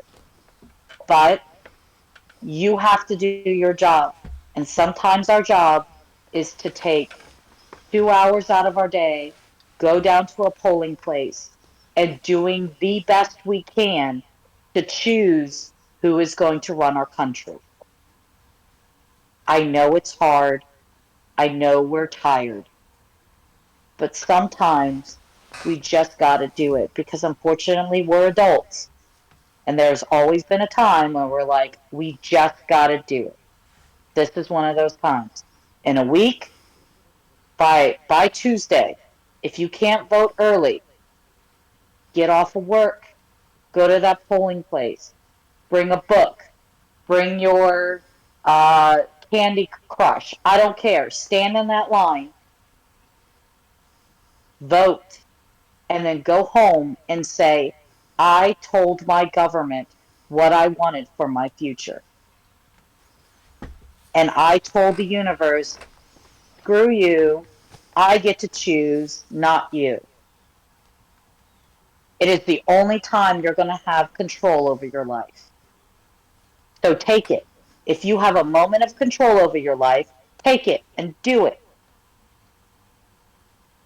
I Don't give feel it to the like universe to do with what it wants. I I feel don't like I trust should it. have an American flag flying behind Yeah, me and like flying. We'll an have the eagle screaming on of my the eagle. shoulder. Yeah. I, That this was is, a look, very stirring speech.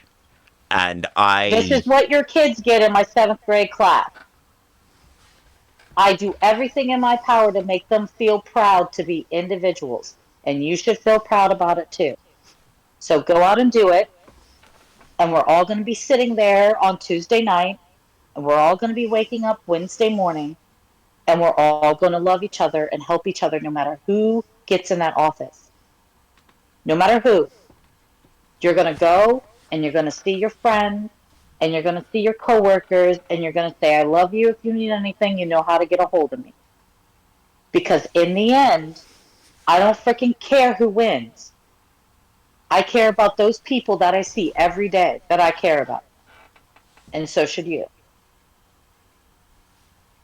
And if we can do that, I think everything else will eventually fall into place. You make me proud to be an American. Hey, I'm proud to be an American. Why do you think I haven't left yet? America's about the people. It isn't about the, 500 people that are in the government. It's about it's about my neighbor. It's about the people, the teachers I teach with. It's about the parents who come and talk to me about their kids. It's about the kids. Americans are some great people. You saw what happened when Appalachia got wrecked. You see what Yep. happens every year when there are earthquakes and fires and complete disasters. I see how we show up for each other. We show up for each other. And frankly, that's the only thing you guys should care about. When you are done voting, be proud of yourself just for showing up. Because if you show up and you help people, that's what makes a country, not the government. The government's just an idea put down on paper. It's a concept formed in order to help the people of the place help each other. It's an Exactly. idea put into place with institutions that are ideally There to help put you. there to help. Yeah. Unfortunately, just as proud as you make me to be an American, we also have to look at our country and see that there are systemic things put into There are. these institutions that are harmful to members of our nation.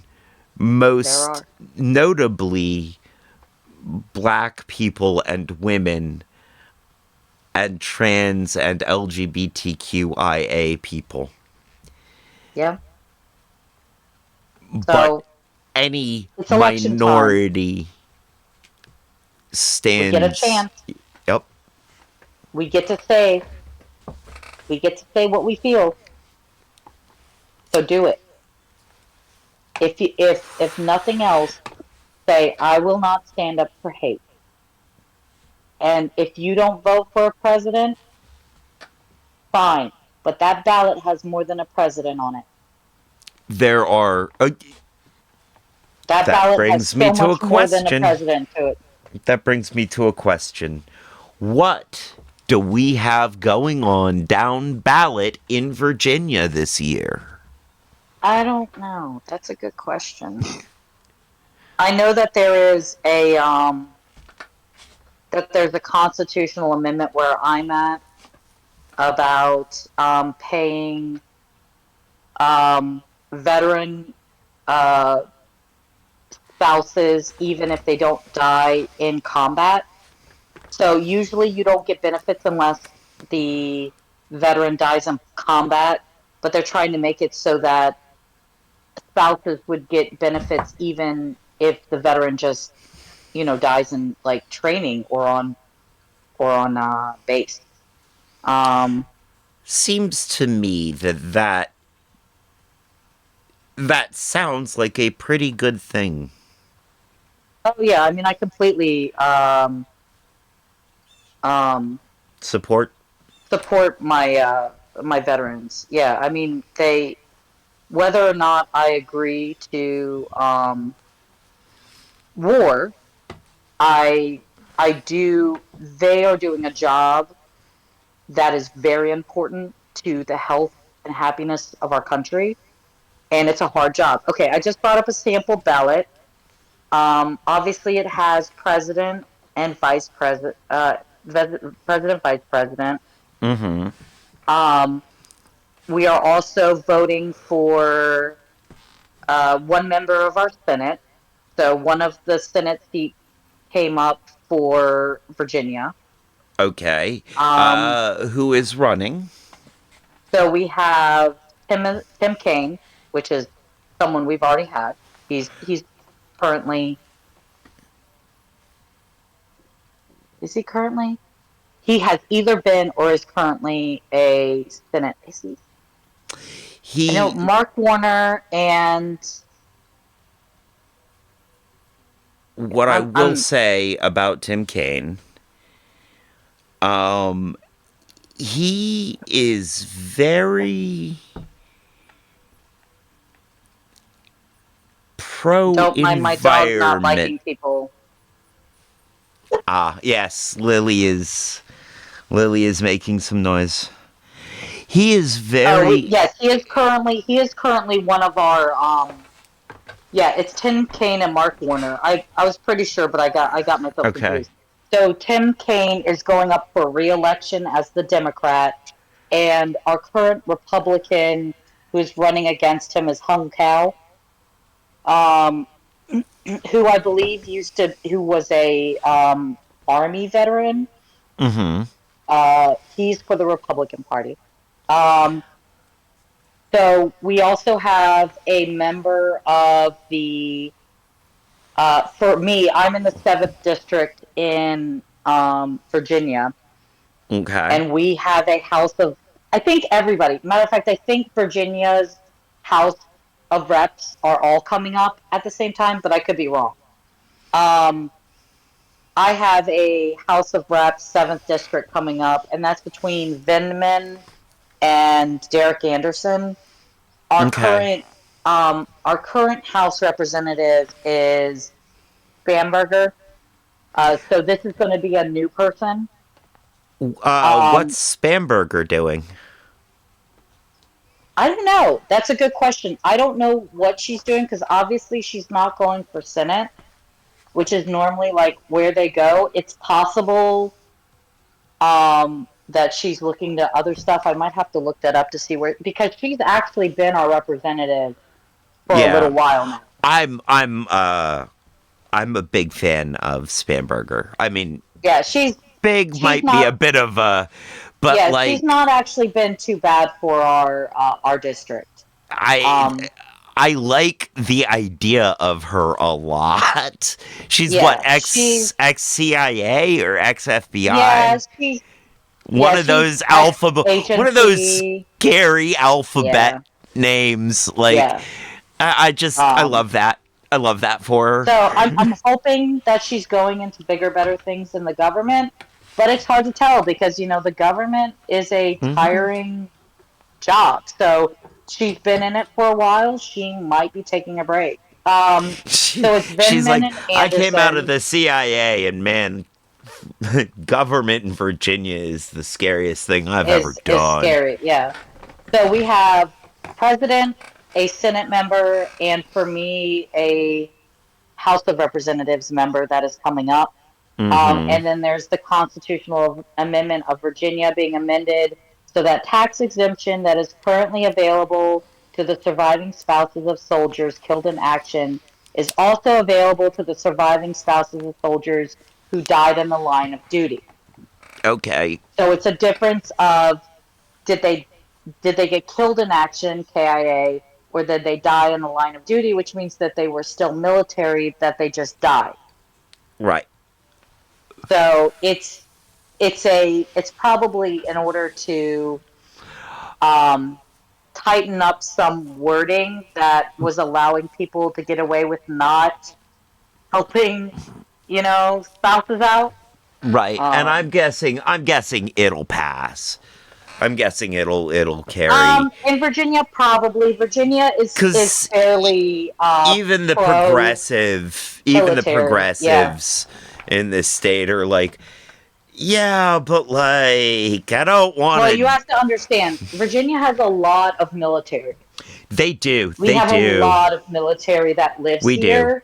We do. Also, So and even our very anti-military factions are very pro people and would we're very feel pro veteran. really Yeah, being yeah, anti-military does not mean we're not pro-veteran because right. it's a Right. difference between a military complex and the people who are in The that complex. individuals more than Correct. just people, the individuals And who are that's something currently being ground up or have been ground up by that yeah, industrial yeah, complex. yeah. I mean, Um, and that's a difference in perspective is individuals versus the whole thing. right. Um, so yeah, so that's a sample ballot where I'm from. Where you're from, you're at least most likely you're going to have a senator up Mm, and possibly a House of Representatives up. okay. I'm Depending on your local election, you're going to have a lot more than that. yes. Yep. I'm not going to pull up a sample ballot and read it out cuz I don't want people knowing what county to start looking in. Yeah. um, I'm but you can. being It's simple. If you go on to any search engine and you look up your county and you put sample ballot and you put 2024, you will be able to find it because they yes. hand out those sample ballots at every polling place. They want you to know before you go in so that you can make a decision. Let's take a moment to discuss and thank all of the election workers who Oh are yes. this year more than last time, but unjustly facing violent threats and defamation of character and harassment. These, Yeah. no matter what else they've got going on, these election workers, these polling place workers, are putting themselves in harm's way this year, especially to help maintain one Our of democracy. one of the founding ideas, one of the foundational ideas of our democracy, which is a free and fair election, which is what this country has every time. Yep. Every time we have had Don't take it for free granted and because not fair everybody has it. elections. No, they don't. Do you know, I believe the number of times that somebody has voted illegally in Virginia since they started keeping records, I'm pretty sure, is 6. Yeah. It None of doesn't them happen were as often as they immigrants. tell you. None of them Yeah. were immigrants. None of them were It non-citizens. look, if I know that there's a lot of scare tactics out there, but believe it or not, the one good thing America's really good at is being paranoid and protecting our systems. To the point The where they government, are now making the buildings where the ballots are getting counted, they're literally making that system transparent. They are yeah, making the buildings transparent so that people we, can watch the vote counts and the chain of custody. yep. Look, you guys have to have more faith. That I know that the media is out there trying to beat down our faith in our system, but we are we are better than what everybody is saying. I promise you. Because like I said, it's about the people in the country. Do you trust your neighbor? Do you trust the people that you work with? Do you trust your family? These are the people that make up your country. They're also the same people who are working to make this government work at a very large level. And we have to have more trust in ourselves. Do we need to be more to keep our eyes on things? Of course we do. But don't allow the fear mongering to say that you're not worth it. You are. You're worth taking the chance of voting because it's it's our job. It is So, our civic duty. well, technically it's not a I duty said because duty. we It's don't our get in trouble if privilege, we don't vote. It is our responsibility. If responsibility. you if you want to be a part of this country, you should take care of it. And one of the ways of taking care of it is once a year voting for who you believe is the best chance. That's it. Once a year. November is sometime the first uh, Tuesday in November. Everybody should go and tell our country who they believe is the best chance. That's it. More people And spend time gambling than that. oh boy, do they. And you know, I know that it feels like it requires so much engagement to make an informed choice. I mean, it does. But Especially if you're with the levels of misinformation out there. correct, I get it. But I also believe that we are all capable of some measure of media literacy. There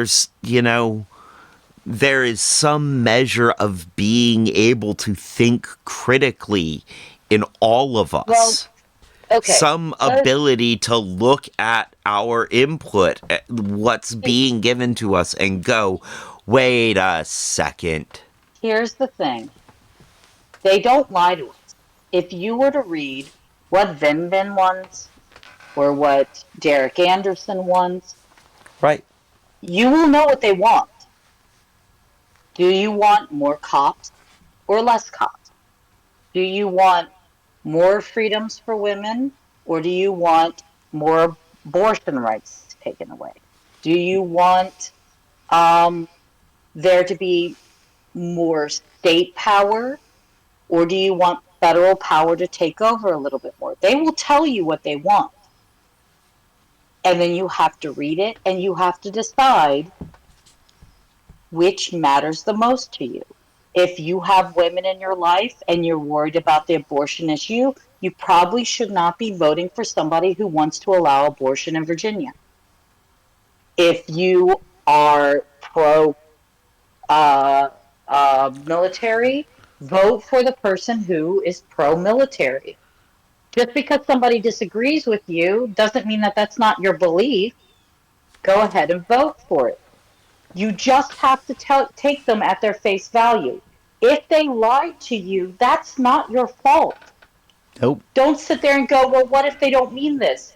You can't know what they mean. Don't sit No. there and go, well, I can't vote for any of them because they're lying to me. They're If they all, lie to you, it's not your fault. at They which lied point, to you. at the next At which election, point, vote them out you get rid of for them being a dirty for liar. being a liar. That's the thing. You can't don't second guess yourself. It's like when you take a test and you're like, well, what if they're trying to trick me? Don't pretend it's trying to trick you. And just answer the question. Who do you agree with most? No, you're not going to agree with all of them. You've No. got to put your top 3 things you care about and you got to see who matches up with them the most. What And are that's who you vote your for. what are your kitchen table issues? What are the Yes. top 3 issues that matter to you when you were at your kitchen table? Put them in And I order and extend then that go look at them. question. I extend that question to you, Trill Hollow. What are your top 3 kitchen table issues? Number 1 is abortion, women's health. Um, as I as a woman, I don't care. You don't get to decide what I do with my body ever. Right. Do I you don't decide what men consider do with their bodies. They don't get to decide what I do with mine. do you consider women's health and abortion rights to be part and parcel? Yes, So that's your I know they're number part and parcel. one. Your number one Yes, is abortion rights and women's health. correct. Okay. Number You want 2. more? Yeah, you said top Number 3. 2. Okay, top 3. Number 2 is fiscal policy. Okay. So I want to know what kind of budget the president is looking on trying to propose to the Congress. So Okay. for this election, one of the big things for me is how we're going to bring um, jobs to America, And right? one of the candidates actually has One of the a candidates plan. has a policy, while the Has other a one plan. has a plan. You know what his plan is? Oh, I Tariffs. don't even think he had a plan. I just thought, He has tariffs, and tariffs.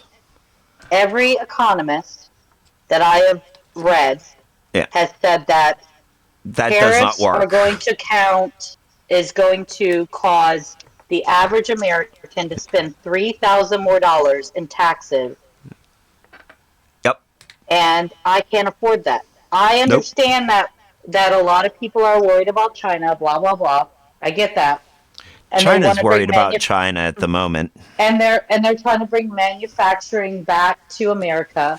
We have existed with tariffs for several hundred years. We know what they do, and they just don't do what people hope that they're going to do. Exactly. Because here's the thing, tariffs don't go to China, No. they don't pay on it. We pay on Nope. it.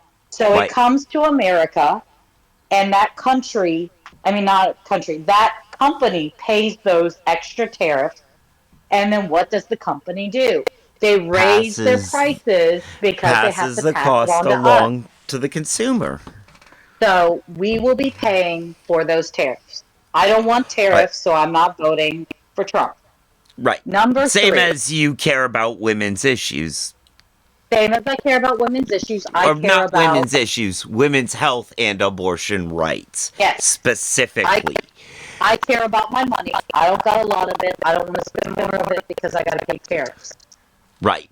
And Period. we do got to say, I haven't looked at it, but there is a policy plan. Harris has a policy plan. Yeah, yeah, The point of yeah, yeah. Lockpick says the point of tariffs is to drive up the consumer price and make American-made alternative products seem more financially appealing. Correct. Oh, I know what it's However, supposed to do. It doesn't work that way. however, we are some It, contrary little so-and-sos, and we end up paying the extra for the imported product anyway because here's the thing.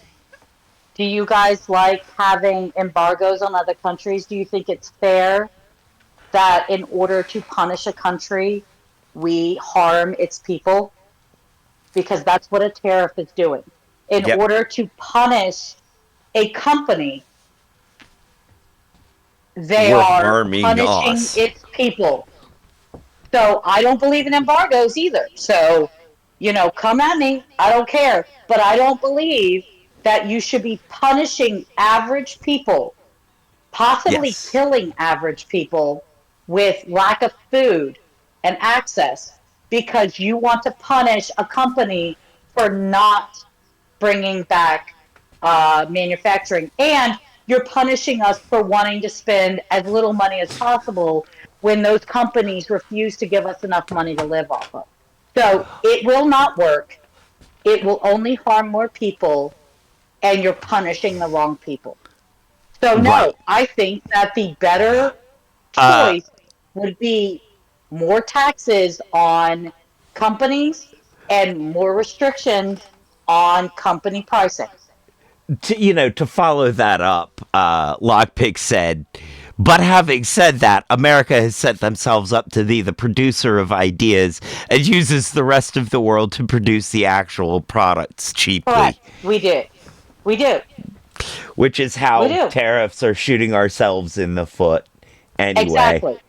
Shooting ourselves in the foot. So don't even talk to me about them. It's a Right. stupid idea. It does not work for America. And of course, Um, Chris into 386 says, "Nuke them all." Fallout 76 soon to come. yeah. It's an option. I don't know if it's a good option, but it's an option. Lockpick And I says, think okay, let's start with the basics. Do you believe America should start using a socialism style economy? yes. On this channel, we prefer to call it communitarianism.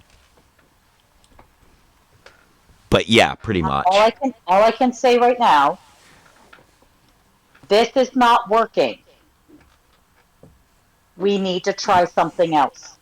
The last time this didn't work was the Great Depression. Guess what got put into guess what got us out of it? Spending. Spending. Spending. We Socialist spent our way. spending. The government gave its money to the people, and the people spent their way out of a depression. Yes. That is called socialism. Lockpick It says, is not capitalism. yep. See, Lockpick, there you go. All I'm hearing is a description of capitalism, and that is the lifeblood of the USA. No. The lifeblood of the No, it's USA is socialist spending. Yeah. The only reason we exist, the only reason that we still live, is socialism. And then, of Capitalism course, is slowly trying to kill us. And then, of course, Lockpick throws up a whole bunch of maple leaves. Of course. And then points out that we don't even have free health care. You know what? Rub salt in the wound, Lockpick. Rub salt in the wound. Hey, look, to all of my people that are not in the United States, I want to tell you something. We know. We know. We're not stupid. We understand the idea of us not having a single payer healthcare system is the stupidest thing in the world. You know why? Because we have to fucking call the companies to allow us to just get a mammogram. Right. So we know. We don't like it. We have no choice. I know you guys think we have a choice. Trust me. We are a captive system here. We We are. are trying to escape this captive system, but we are captive. We are. Could you have a little sympathy for the people in the cage trying their best to get out of it? We did not vote against it en masse last time we had that choice. No, we didn't. We haven't ever had a choice. No, I We think have he never means. had a choice. I think he means the Obamacare. Oh no, Obamacare was never a single payer system. Yeah. Never. You know why? It Because was the in the Republicans right never allowed direction. it. Right. They It weren't was in gonna. the right direction. They No, weren't gonna. Republicans make money off of it. And The also, rich make money off of our deaths. also, Obamacare wasn't really Obamacare. That was that McConnell care? Was that Mitch McConnell's original idea? It was No, original. Didn't they get it from Bernie's state? No. They got it from It doesn't idea. matter. It was the compromise. It wasn't what we wanted. It And the wasn't what we compromise is wanted. It was slowly- what they wanted, but then they It was said what it they was wanted. bad. And Right. then That was the compromise. And over the years, they've been destroying it anyhow. Right. So and we didn't get to vote on anything. There wasn't even a constitutional amendment, so we never get to vote on anything. You don't understand. Nothing goes to the state unless it's a constitutional amendment. Until that time comes, we don't get to choose. It is only the federal government. And the federal government does not have our best interests at heart. No. So we are captives. Stop telling us what we already know. I already know. I don't get to vote on this. If I did, I would remember. I think you hit an Okay. open wound there, Lockpick. Yes, because I have A wound that older hasn't parents been that I have to worry fixed. about. A wound that Yes. hasn't been fixed because we don't have universalized health care. Correct. And we have to wait until we are almost dying in order to go to the hospital because we know we're going to pay through the app to get it. Yeah. Yeah. I'll have to sacrifice an arm and a leg almost quite literally to do it. Yeah. So, Um and number 3 for me is yes, your number 3 kitchen table. my number 3 kitchen table. I got to get off of my healthcare thoughts. As much as healthcare is up there, it doesn't come up often enough to be able to be voted on. I So think I it would could say also go under economic policy. it could. Um, Hey, Master Rasta 420. Let me think. Oh, double fubble duck you. Master Rasta says we wouldn't have these problems if you stuck with the British and kept the monarchy. You're right. We'd have a whole different set of Oh, problems. so let's go talk to the Canadians and Australians and see how they like the whole British keeping with the British. Let's go talk to the Indians to see how they like talking to keeping with Also, the British. Yeah, Master, let's go talk to them. Master, didn't you move to Canada?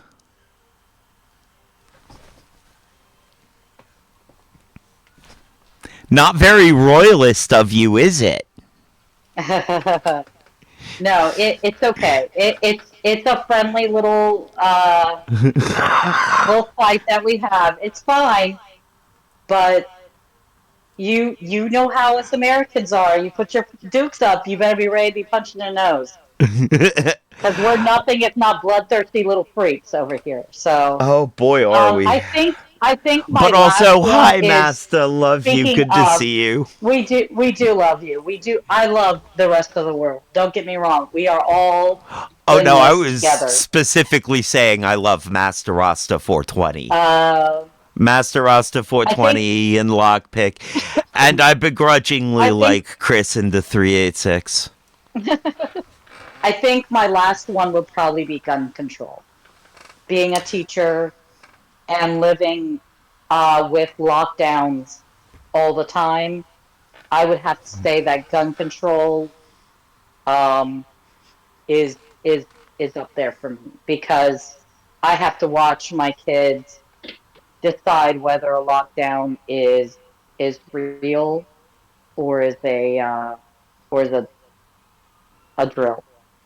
And if you've never seen kids cry or get really quiet because they're listening for a gunshot in their building, don't ever. You don't want to see it because it's the scariest thing that you'll ever see. When you have kids that are deciding what makes a good weapon, how many desks to pile in front of a door, what they're planning to do, and they talk about this on a regular basis. Um, no freedom of having guns is worth me having to see that. I particularly am not anti-gun. I do not think that our government would ever take away the ability to have a gun in America, but I do believe that it is absurd that we do not have a federal law that has at least universal background checks and licensing for a thing that can kill people, but we do have it for driving a car. So if it's good enough for a car to have a registration and to have restrictions on it, then I think it's good enough for an item that's entire purpose is to kill to have restrictions and a license for it everywhere. Because there's not a state where you can drive a car without a license. I'd also So like to say that I think it should be mandatory, if not mandatory, at least not discouraged to keep track of the statistics of gun violence and gun deaths. Oh yeah. Knowing We don't do that anymore. Knowing that it is now impossible to, it's discouraged to the point of money being denied if it's even thought that Yeah.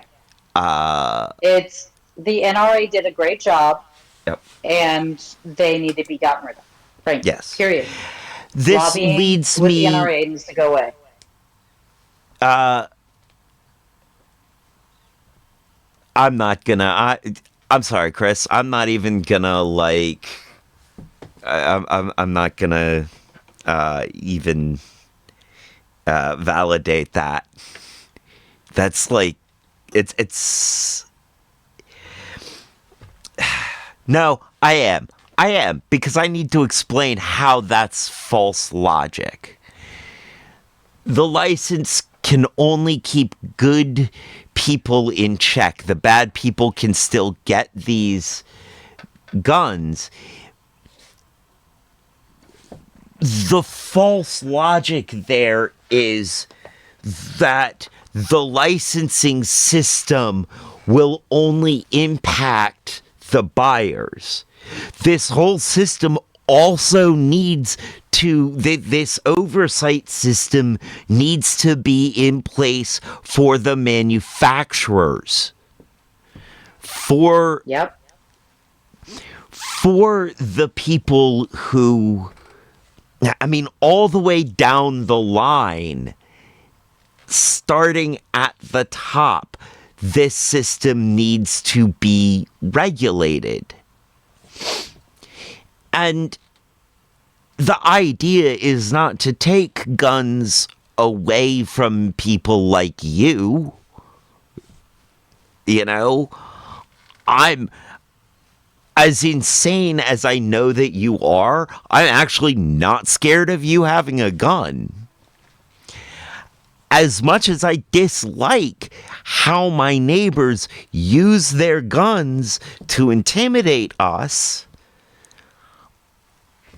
I honestly think that they're safe to own guns, as far as I know. Although one neighbor, there may be some domestic Okay, not the reason niceness it's there a that fallacy is because you're saying, oh, because this might not work, let's try nothing. that We is already know what also nothing does. We already know what nothing does.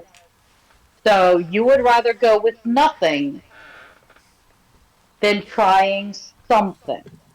right. And guess what? That's what they want you to think. They want And you that to try is nothing. yes. And I'm actually I'm pretty sure that, Chris, you were being relatively facetious in those statements. The thing is, you know, everyone has been able to agree that common sense gun control laws should be in place, because common sense gun control laws are really pretty mild. They really are. It's been the right and the NRA that has sold people the lie that common sense gun control means they're coming for your guns. I do believe that this leads into a civics question from the Peanut Gallery, a relatively serious one, actually. But also it looks like Lockpick just said something really funny. So I'm going to read that first. USA, the only country where arming teachers and putting body armor on children is a better option than attempting gun regulation. Yep. Yep, that's us. Enjoy. Uh, Master Rasta says Chris ain't even American. Chris says my big toe is. Not sure what that means. I'm not sure The either. civics the civics question is, how did formalized bribery, I mean lobbying, become legal? Um, it's always been there. Lobbyists were they're called lobbyists because they used to just be people that would sit in the lobby and wait for senators and representatives to come through so that they could harass them And take them out to and dinner and give and them take them out to gifts. dinner and talk to them. So look, it's why is it legal? Because they represent somebody who has an opinion. And in America, we really do value people being able to say their piece. Yes. And not What all happens lobbyists is, are bad. no, not all lobbyists are bad. There are environmental lobbyists out there, you guys. There's lobbyists for children's education, like our unions. There's Right. lobbyists out there for making a better world. What There are. you are seeing is corruption. You are seeing bad people doing bad things. You don't throw out an entire system because there are bad people. You have to be more diligent. You have to speak your mind. You have to tell them no. You have to vote in people who make promises to you that they won't take money. And then when they take money, you rake them over the coals. You have to be this way. This is your life. This is your government. You can't just sit on your couch and allow it to happen. If you do, you get where we're at. I understand we're lazy. I understand we don't do enough. I'm just saying you can't throw out a government because there are bad people. There are bad people everywhere in every government. It is the responsibility of the people to say no, thank you, and to shame them. And that's what we need. We need a better media that is going to shame these people, to show everybody the bad things that they have done. That is going to drive them out. It's going to be a Nixon event again, where they're like, oh, well, you're more embarrassing than you're worth supporting. That's what we need. We we do. We we do. I don't want to make this in terms of personal responsibility, but there is some level of personal responsibility here. Of course there is. But We you're right. have the I'm not saying you have all the responsibility, power. or very much at all. But what Yeah. power we have the responsibility to use wisely. We have Yeah. the power to be media literate. It takes it takes effort, but we have that power, each and every one of us. And which means we have the responsibility to do that responsibly. Yeah. That's Look, I'm not. a sentence Look, fell apart I'm there at not the end. saying it's easy. It's not. I'm not saying that you can fix everything. Screw that. The world is against you. Don't get me wrong. I'm aware of the hard part of this. I'm aware that you can fight for your entire life and never be able to move that dial. I understand the frustration and the anger. It I feels understand that it's not our you're right, it's not our fault. It's not our fault that bad people exist. It's not our fault that rich people have no clue about what they're doing to this world, and if they do, they don't care. Right. It is not our fault. But it is also within our power to vote. And until that gets taken away, I will be at that poll. Because if it is the least I can do, I will do it. So it's either throw my hands up in the air or it is doing the most I can. And guess what I'm doing? I am trying to teach our children to be those people that we need. I am voting. I am absorbing the media as much as I can without despair. Because I do am take doing all I care of can. yourselves out there, people. Like, Exactly. don't fall Don't live into in that it. depression hole. That's what No. I live in it. That's my job. Let me live in Yeah. this. I'm good at it. If you We have an will, idea and you can do it, then do it. yeah. But also, don't, don't stay away from it because it seems daunting. Yeah. Don't stay away from being media literate because it seems daunting. Don't stay away from being informed because it seems daunting. It is daunting, but it's something It we is. all need to do for the safety of all of us. Yeah. Not just for ourselves, but for our friends and loved ones. Yeah. The Peanut Gallery says, to paraphrase my favorite comic, we have a responsibility to exercise our greatest power, voting. Yeah. They're trying to get you to not vote.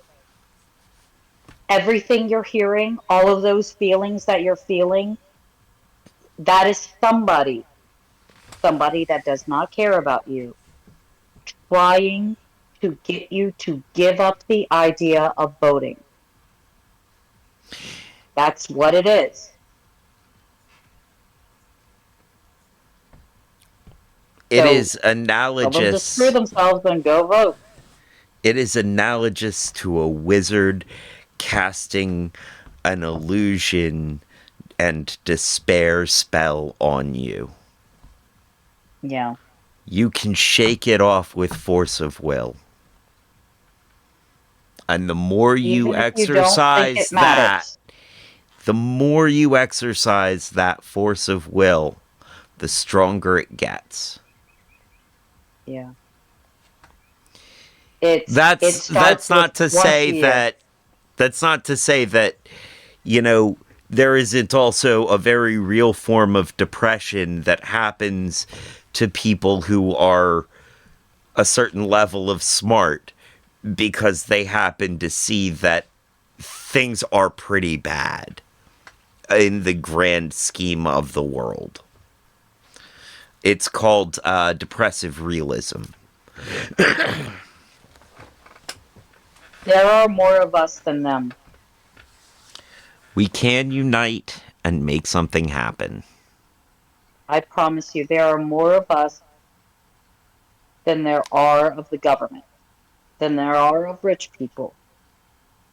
If it comes to it, we outnumber them. We have the votes.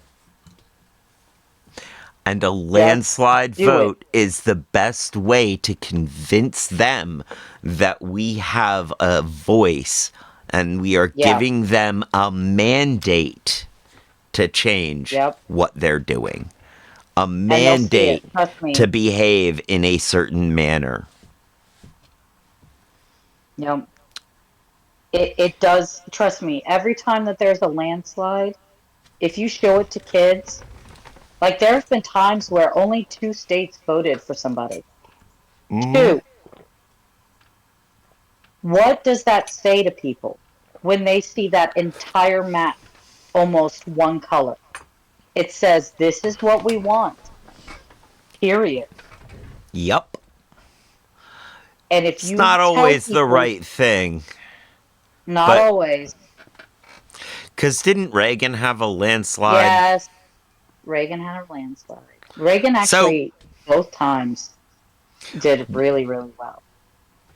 We're not I'm not saying saying- that we're all smart.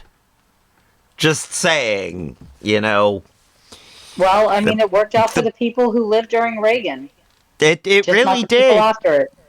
And it really worked out for the conservatives, for the GOP, for the Republican Party. They heard that mandate.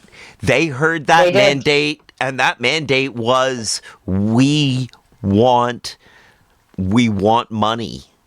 Everyone wants money. We want our cut of the pie. Yep.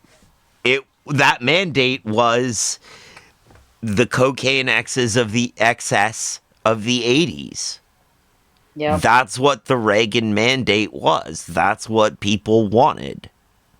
And that's your Wolf of Wall Street. That is your.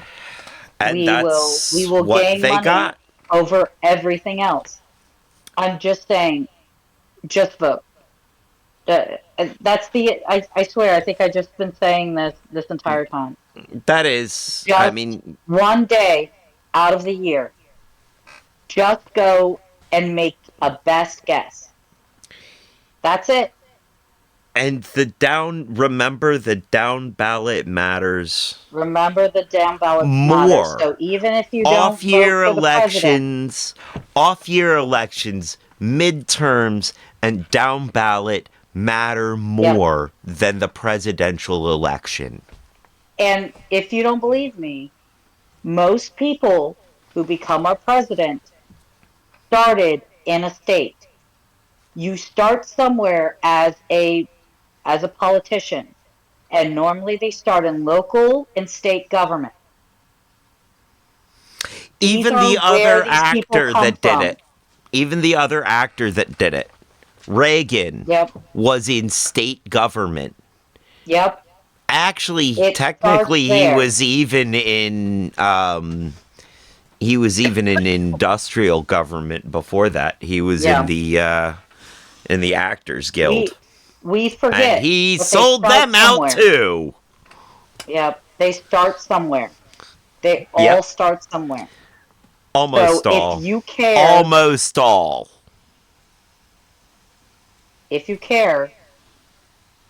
weed them out early. Yes. I suppose we could have weeded Trump out early by no one ever watching The Apprentice. God, yes. It well, was we could have weeded him out early if only they had convicted him early. yeah. This man has been the target of the judicial system since the 80s. And it's not like because they don't like him, it's because he's been doing things that are illegal.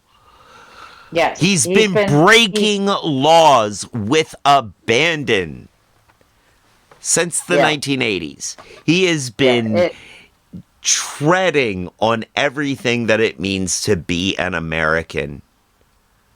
Since he's been a joke. I don't know how a joke became our president, but when I was a kid, Donald Trump was a joke. When I was a kid, he was almost a joke, and then my parents reminded me that my grandparents lost a lot of money at his casino, and that he was an exploitative person. He really is.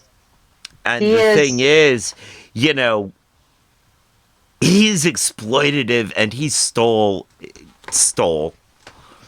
a lot of money from a lot of people through that. And yet somehow the man is such a bad businessman that he couldn't make a casino pay out.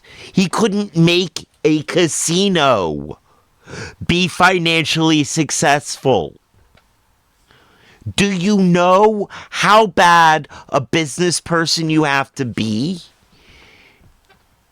You, Uh, It, I it's mean, it is confounding. it's It not the same takes, person anymore in people's minds. I can tell you that he was adopted by a Christian fundamentalist group, he and they was, made him into a Messiah. they did. Because, That again, is what coming happened. back to, he's doing what they want. Exactly. They're getting what they want out of him. Right. They know that he's immoral. They know that he is against, like, fundamentally against everything that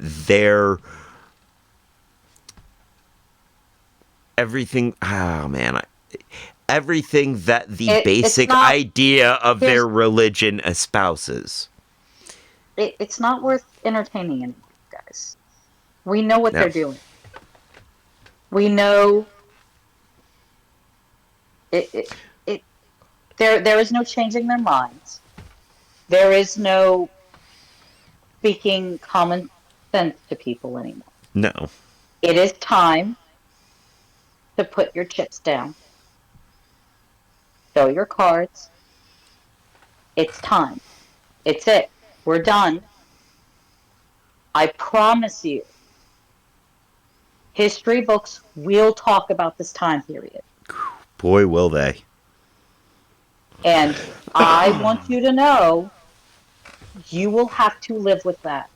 You will have to live with children and grandchildren coming to ask you about this time period because they already do it for September 11th with me. They asked me where I was. They asked me if I lost anyone. They asked me what happened.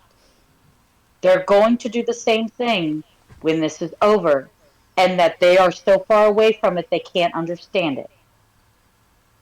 And you need to tell them what side of history you were on.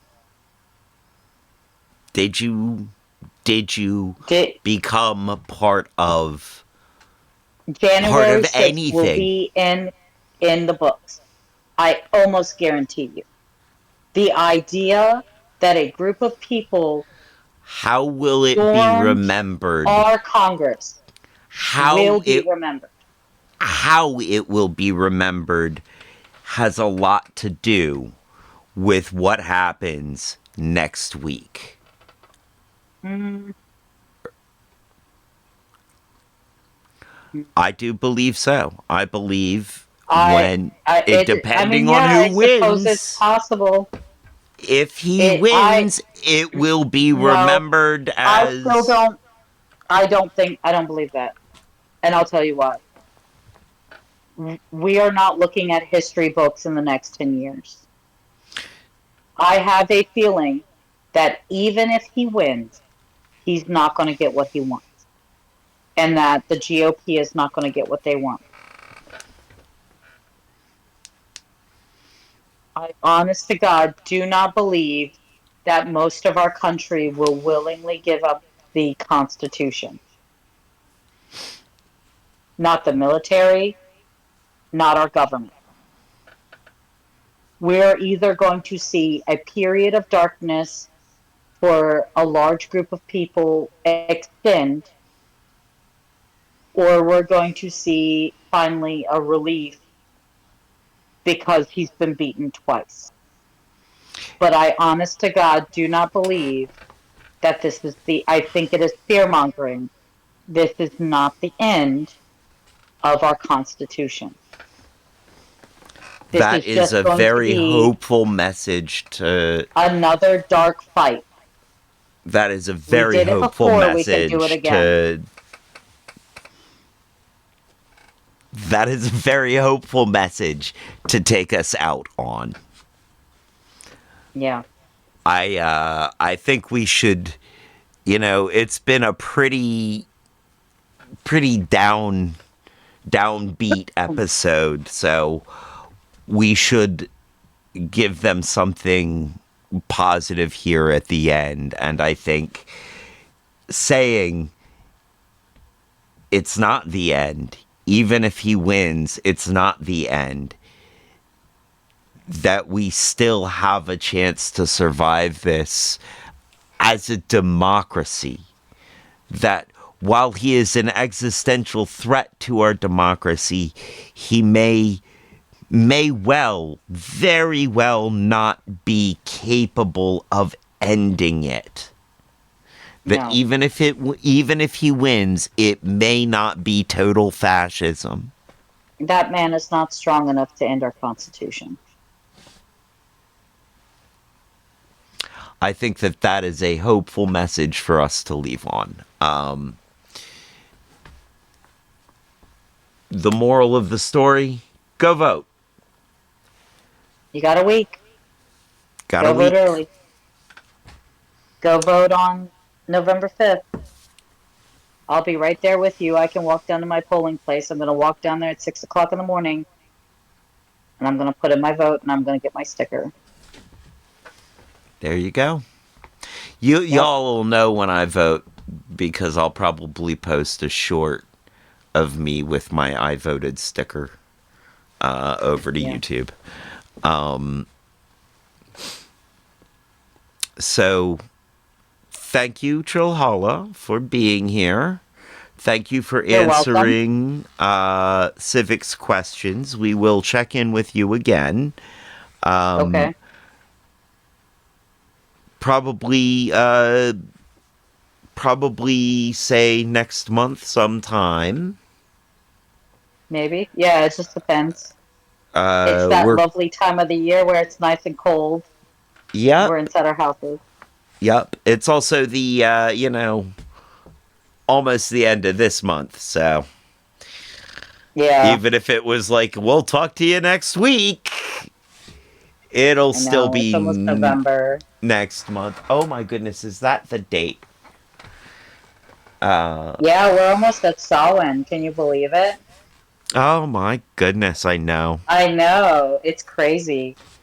It is. It is. I'm gonna have to deal with sugared up kids.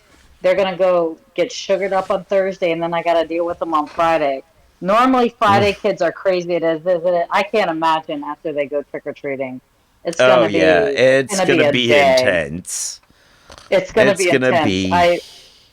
I might need a nap as soon as I get home. It's gonna be rough. I believe it. I believe it. Well, all right. Happy Halloween, everyone. Thank you, Trillhalla. Thank you, Peanut Gallery, for all of the messages you sent me, especially that last thing that I'm not gonna say because that was wow. Wow, dude. Wow. But also applause because it was pretty funny. Thank you, Lockpick, Chris, Master Rasta 420, and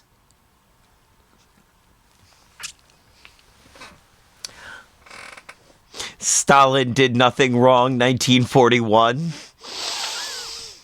I can't say it with a straight face.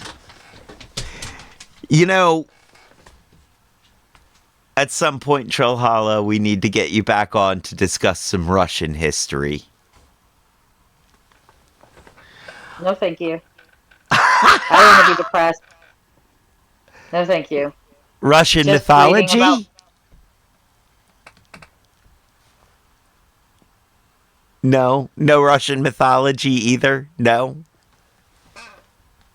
I don't know. You know me in mythology, sweetie. I know. I know, love. I know. I'll be back. We'll see what we talk about. We will. Thank you, everybody, for being here. It's been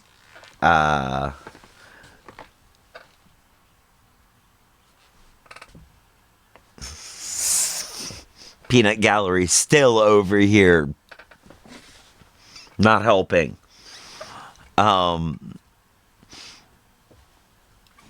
It has been educational, and I hope a call to action.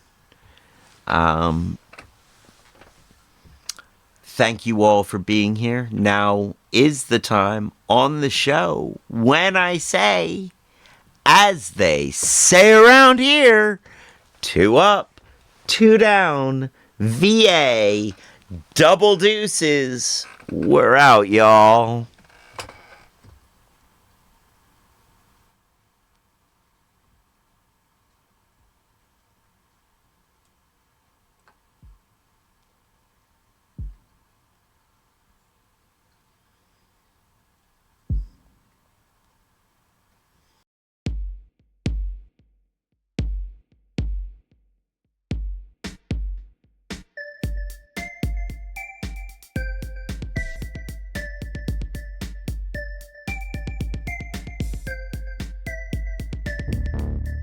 Night fell across the land, leading some to believe that the world was ending, that our time here was over, that there was nothing left for us but darkness, fear, and ruin. And also there was an eclipse.